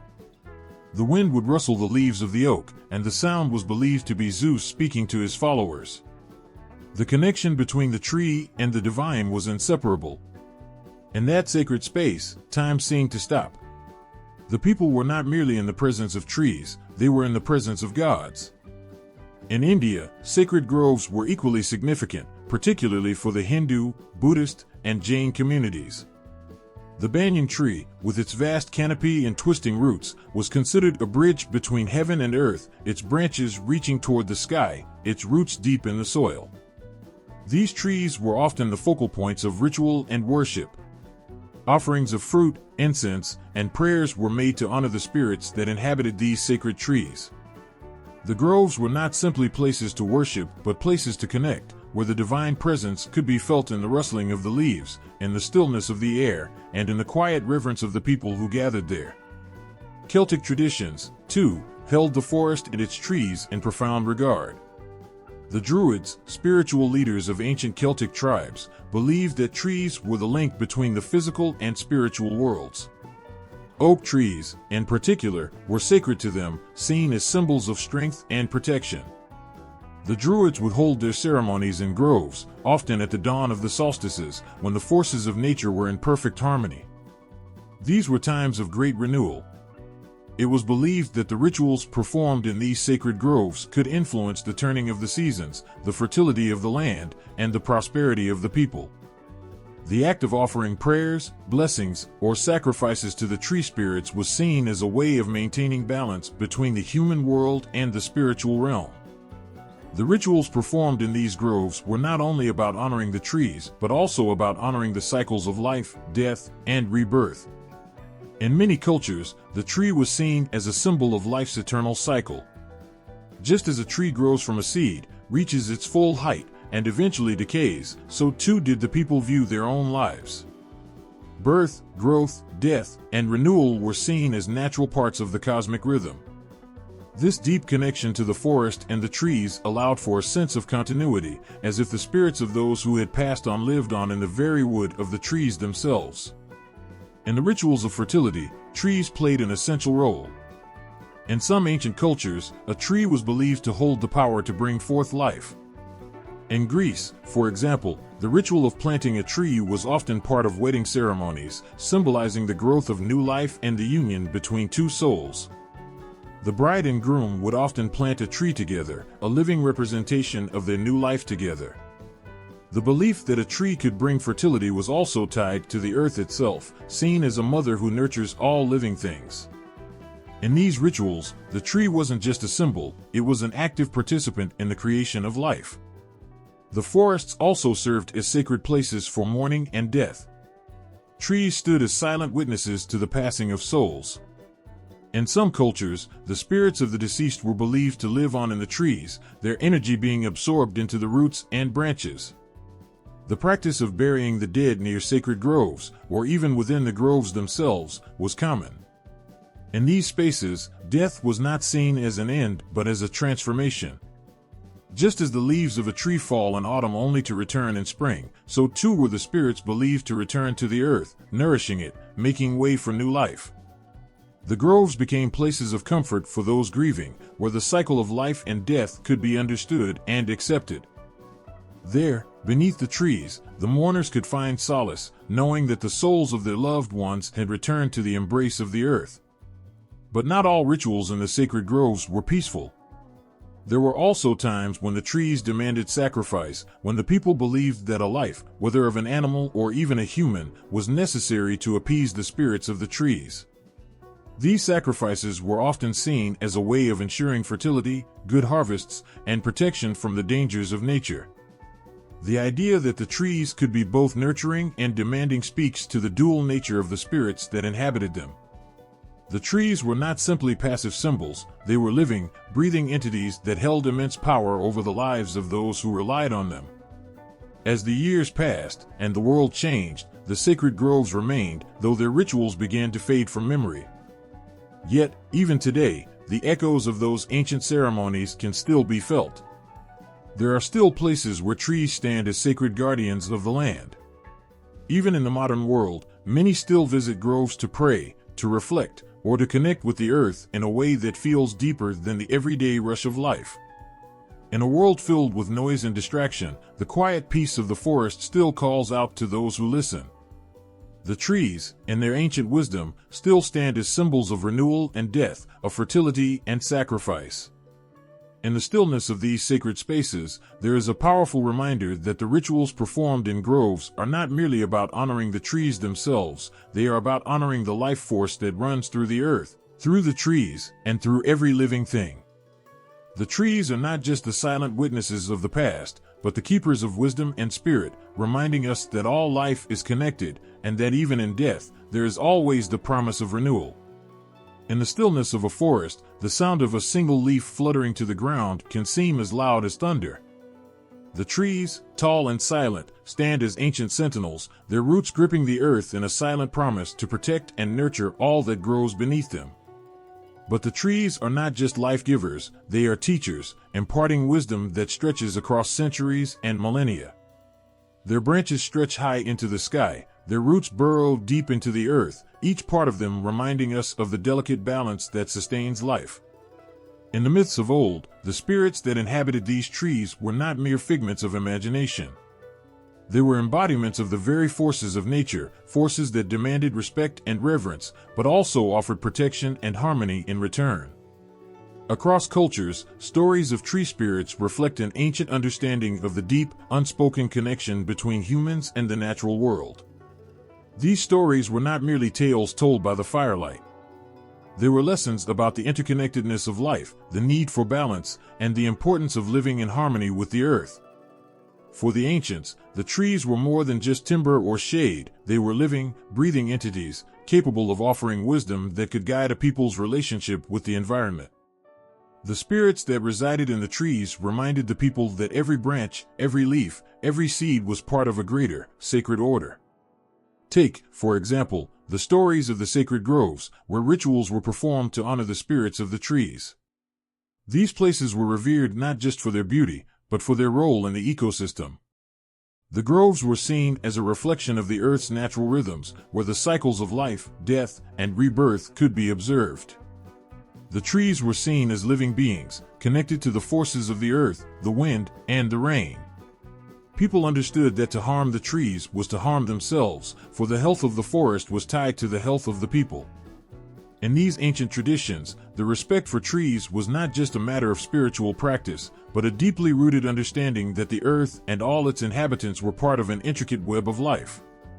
In the heart of African and Native American myths, trees are often depicted as sacred bridges between the living and the spirits of the ancestors. These trees, whether the baobab, the cedar, or the oak, were seen as guardians of wisdom, bearing the voices of those who had gone before. In these traditions, the death of a tree was often seen as a loss of knowledge, a severing of the connection between the present and the past. The trees held memory in their bark, their leaves, and their branches, reminding people that the earth itself was a living archive of wisdom, if only they took the time to listen. The lesson was clear: everything had its place in the cycle, and disturbing one part of the cycle could lead to imbalance and destruction. Similarly, in the ancient cultures of the Celts, Greeks, and Norse, the trees were treated with a reverence that spoke to a profound understanding of their importance. The Druids, with their deep connection to nature, saw the oak as a symbol of life and protection, a tree whose roots dug into the very heart of the earth. The sacred groves where they performed their rituals were not merely spaces for worship, but places for ecological balance. The rituals themselves often reflected the changing seasons, ensuring that the harvest would come, that the rain would fall, and that the animals would thrive. The respect for the oak tree, and the many others like it, carried with it a deep understanding that all living things, humans, trees, animals, were part of a delicate balance that must be preserved. This awareness of balance is at the core of many tree spirit myths. In these stories, the trees are not just passive providers, but active participants in the ecosystem. They give shelter to birds and animals, they filter the air, they hold the soil together, and they nourish the earth with their fallen leaves. In return, the people honor the trees, ensuring that they do not overharvest, that they leave enough for the next generation, and that they tend to the forest with care. This reciprocal relationship is the essence of ecological wisdom in tree spirit mythology. The importance of this balance can be seen in the way that ancient cultures approached the issue of deforestation. In many traditions, the cutting of a tree was seen as a last resort, done only when absolutely necessary. The removal of a tree was a solemn act, and the people would often perform rituals to ask for forgiveness from the spirit of the tree. The lesson here was simple: the earth was not to be exploited for the benefit of a few, but to be honored and cared for as a living, breathing entity that sustained all life. In modern times, the stories of tree spirits may seem like ancient relics, but their lessons are more relevant than ever. Today, as forests around the world are cleared at an alarming rate and ecosystems are collapsing, the wisdom of the ancients speaks louder than ever. The understanding that humans and trees share a deep, interconnected relationship is one that modern environmental movements are increasingly recognizing. The spirits that once inhabited the trees, be they the Dryads of Greece, the Kodama of Japan, or the Leshy of Eastern Europe, remind us that the balance between humanity and nature is fragile, and that the health of the earth is intrinsically linked to our own survival. Modern environmentalists speak of the importance of sustainability, of living in harmony with the earth, of recognizing the earth's finite resources. These principles echo the wisdom passed down through generations in tree mythology. The idea that the earth provides for us, but only if we take care of it, is a message that resounds in the ancient myths. Just as the people of old knew that their prosperity depended on the health of the forest, so too must we understand that our future depends on the health of the planet. The spirits of the trees still live on, not just in the stories we tell, but in the lessons they impart. They remind us that our actions have consequences, that the earth is not an endless resource, but a living system that requires care and respect. The trees are not just symbols of nature, they are guardians of the earth's wisdom. In listening to the whispers of the wind through the branches, and watching the leaves flutter to the ground, we can hear the echoes of those ancient lessons, reminding us of the balance we must strive to maintain. Just as the ancients once understood that their survival depended on the health of the forest, so too must we recognize that our future depends on our ability to live in harmony with the earth. The spirits of the trees, ever watchful, stand as silent reminders that the world we inhabit is not just ours to take, but ours to protect, to nurture, and to preserve for generations to come. The sound of wind rustling through the trees carries a quiet yet powerful message, a message that echoes through the leaves and whispers in the branches. It's as if the trees themselves are speaking to us, reminding us of something ancient and forgotten. Their presence is a silent, constant reminder that the forest is alive, not just with birds and animals, but with spirits, guardians of the earth who watch over us, guiding us toward a more harmonious way of living. In the modern world, where concrete jungles and glowing screens dominate our lives, it's easy to forget the spiritual bond between humanity and the forest. Yet, in the stillness of the trees, the myths of the past still hold powerful lessons that call us to reconnect with the earth, to listen, and to protect the world around us. In the busy, fast-paced world of today, people have begun to look back at the old stories of tree spirits and forest protectors with a sense of longing. These myths were more than just stories, they were ways of understanding the world and our place in it. The tree spirits of old were seen as guardians of the earth, beings that held the power to nurture and protect, as well as to punish those who harmed the forest. In a time when deforestation and environmental destruction are some of the greatest challenges facing the planet, the stories of these spirits are beginning to take on new meaning. The ancient belief that trees are alive with spirit has found a place in modern spirituality, reminding people of the sacredness of the natural world and the deep bond that exists between all living things. The modern world, with its relentless march of progress, often seems disconnected from nature. Yet, there is a growing movement to return to the ancient wisdom that once saw humans as stewards of the earth rather than conquerors. Spiritual practices that honor the sacredness of trees and the forest have found a resurgence, particularly in eco-spirituality and the neo-pagan movements. In these practices, trees are revered not just as physical beings, but as spiritual entities that connect us to the earth's rhythms. People who practice these beliefs see the trees not as resources to be harvested, but as living spirits with whom they share a deep, sacred relationship. The ancient forest guardians, spirits like the Dryads, the Leshy, and the Kodama, are being invoked once again, not just in rituals, but in the hearts and minds of those who seek to restore the lost connection with the earth. For many, the forest is no longer just a place to visit for a weekend hike or a camping trip. It is a sacred space, a place where the veil between the physical and spiritual worlds is thin, and where the forest spirits still walk among us. These spirits are not just mythical creatures, but symbols of the power of nature, guardians that demand respect and reverence. In every rustle of leaves and every creak of a branch, there is a reminder that the trees are alive, watching over the land.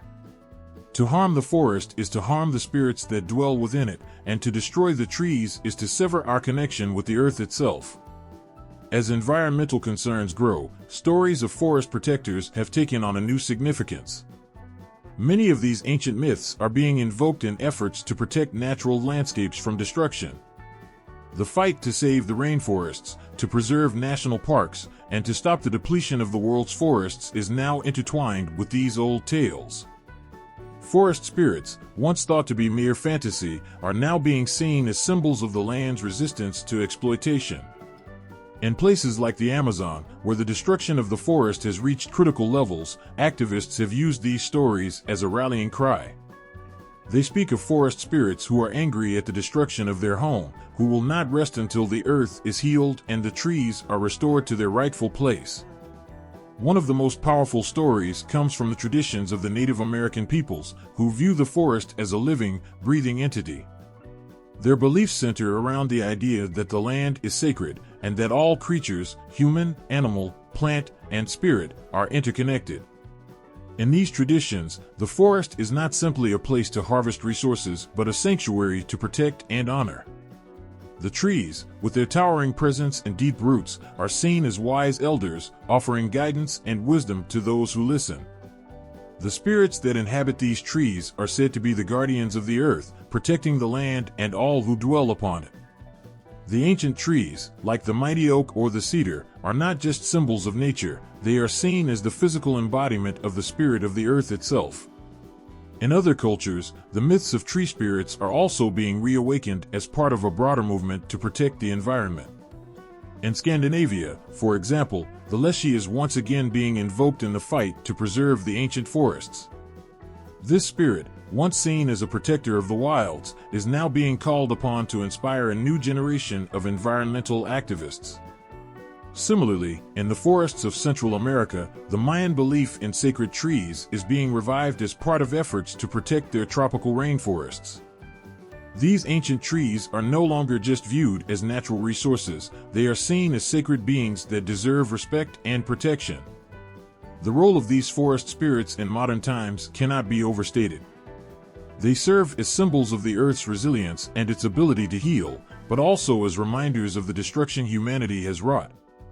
These spirits are not just protectors of the forest, they are protectors of the future.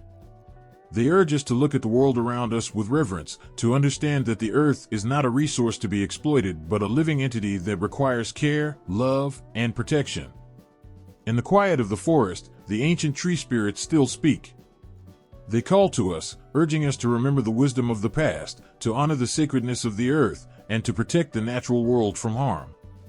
The trees, with their deep roots and towering branches, are the guardians of life itself. They remind us that we are not separate from nature, but an integral part of it. In this rapidly changing world, the old myths of tree spirits and forest protectors are more relevant than ever, reminding us of the importance of balance, respect, and stewardship in our relationship with the earth. Have you ever stood beneath the canopy of trees and felt as though the world around you had quieted down, as if even time itself was holding its breath? The wind sighs through the branches, and the leaves rustle softly, whispering something just out of reach, something ancient, something full of meaning. It's as though the trees are speaking, but the language is not one of words. It's a language of silence, of presence, of connection. The air is thick with it, yet you can't quite catch the message. Maybe it's a secret that only those who truly listen can hear. Maybe, in that moment, you're being offered a glimpse into a world where trees aren't just plants, they are wise beings who hold ancient knowledge.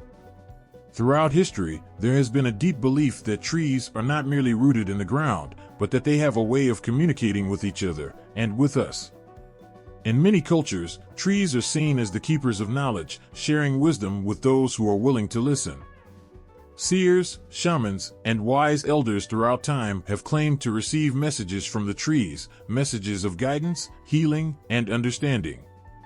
The oak tree, with its massive trunk and sprawling branches, was often revered as a source of divine knowledge. The whispering leaves were thought to carry secrets, and the sound of the wind through their branches was seen as the voice of nature itself. In Norse mythology, the Yggdrasil, the world tree, was the central axis of the cosmos. Its branches reached out into every realm, and it was said that those who sought wisdom could travel to its roots, where they would find the knowledge of the universe itself. The tree's roots were believed to connect to the deepest parts of existence, while its branches touched the heavens. Those who were brave enough to venture near the tree could hear its messages, carried on the wind, or conveyed in the rustling of its leaves. In Celtic traditions, the trees were often seen as sacred beings, deeply connected to the cycles of life and death. The Celts believed that each type of tree had its own unique wisdom and energy. The ancient yew tree, for example, was associated with death and rebirth, while the birch tree was thought to symbolize renewal and purification. Druids, the priests and wise people of the Celts, would often perform their rituals in groves, where the trees could share their ancient wisdom through the rustling of leaves or the creaking of branches. The trees were seen as intermediaries between the human world and the divine, speaking directly to those who could understand their language. This deep connection between trees and wisdom is not limited to ancient myths and stories. Today, there is an emerging understanding that trees do, in fact, communicate, just not in the way we traditionally think of communication. Science has uncovered that trees are not solitary beings, they are deeply interconnected with one another, using an underground network of roots and fungi to share nutrients, signals, and even warnings. It's a complex web of communication that allows trees to speak to each other in ways that we are only beginning to understand.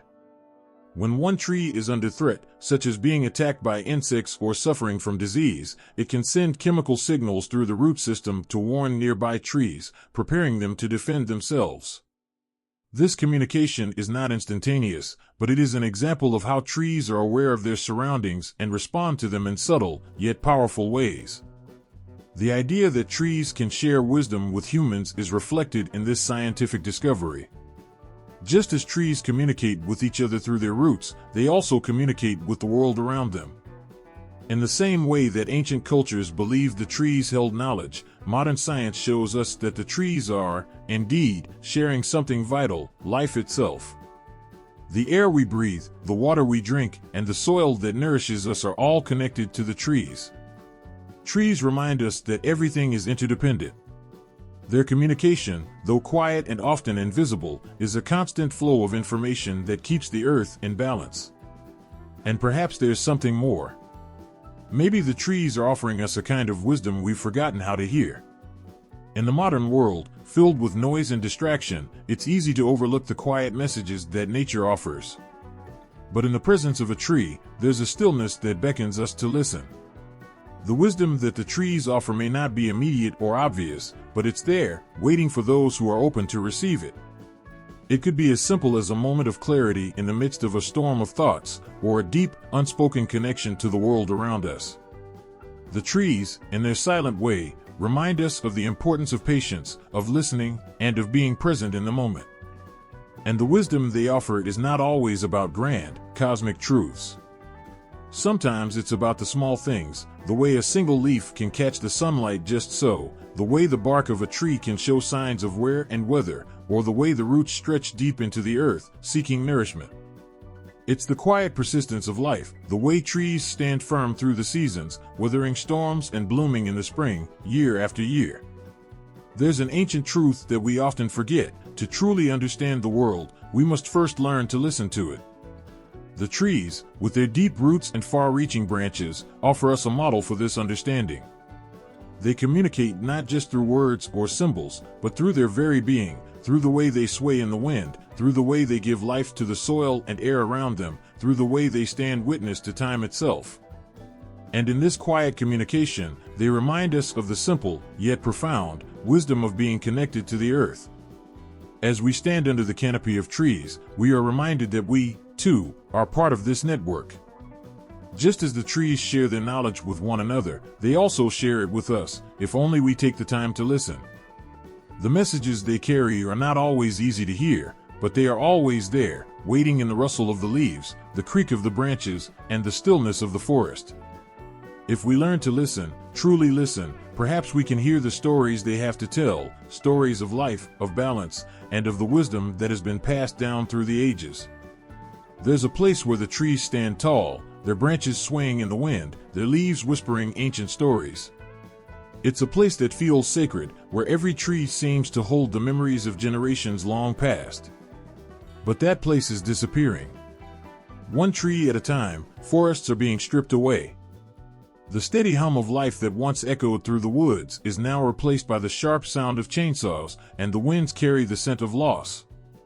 In the face of deforestation, the question looms, how do we preserve the spirits of the forest, the very essence of life that trees have given to this world for millennia?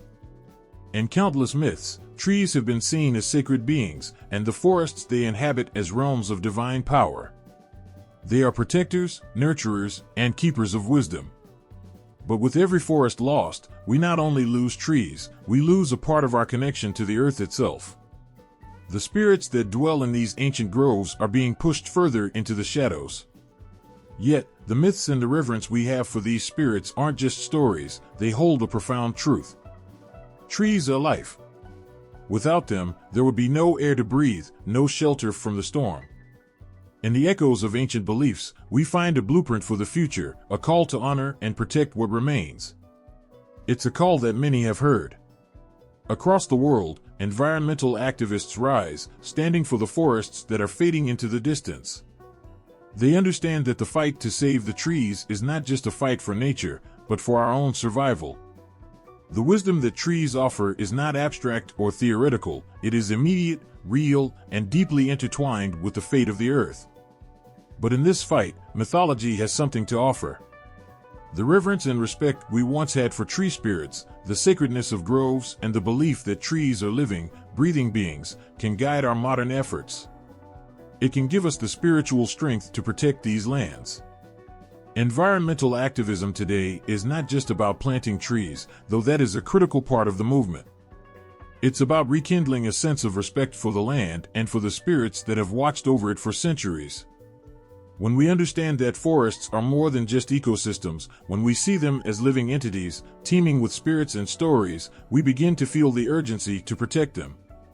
We are reminded that every tree is a story, a keeper of the past, the present, and the future.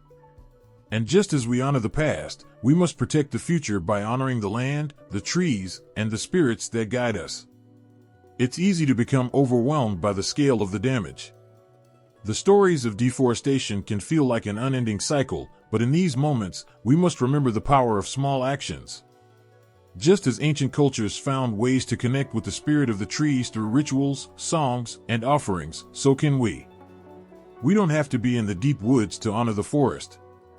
We can start by planting a tree in our own backyards, by respecting the natural world around us, by reducing waste and pollution.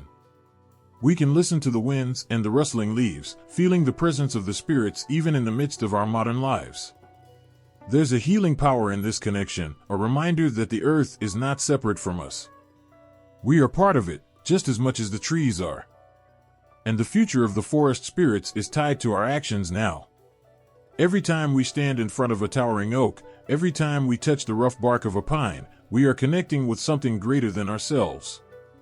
The spirits that dwell within these trees are not distant or forgotten, they are present, they are here, and they are waiting for us to remember them. They are the guardians of balance, of life, and of the delicate web that connects all living things. If we are to preserve these spirits, we must first listen to them. We must acknowledge their importance, not just as symbols, but as living, breathing partners in the survival of our planet. In the silence of the forest, we hear more than just the rustling of leaves. We hear the stories of trees, of their silent resistance against the forces that threaten them. We hear the cries of the earth, pleading for help, for preservation. And we hear the wisdom of the spirits, the knowledge that if we work in harmony with nature, rather than against it, the earth will thrive. But it's up to us to heed these messages. The trees are speaking, but only those who listen can truly understand. The future of the forests is not set in stone. It's a future we shape every time we make a choice to protect nature, to honor the trees and the spirits that dwell within them. It's a future that requires us to slow down and reflect, to return to our roots, and to acknowledge the deep bond we share with the earth.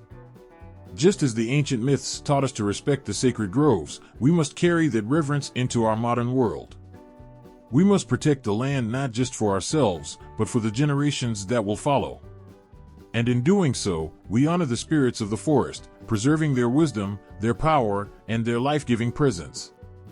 The future is not a distant thing. It is here, right in front of us, and the trees that stand quietly in the background of our lives. They are waiting for us to wake up, to remember what we've forgotten, and to honor them as the sacred beings they are. And in that moment of recognition, when we understand that the trees are not just resources, but living spirits, we will begin to understand what it means to truly be a part of the earth again. Then, and only then, will we see how the spirits of the trees can guide us to a future where nature and humanity walk hand in hand, side by side.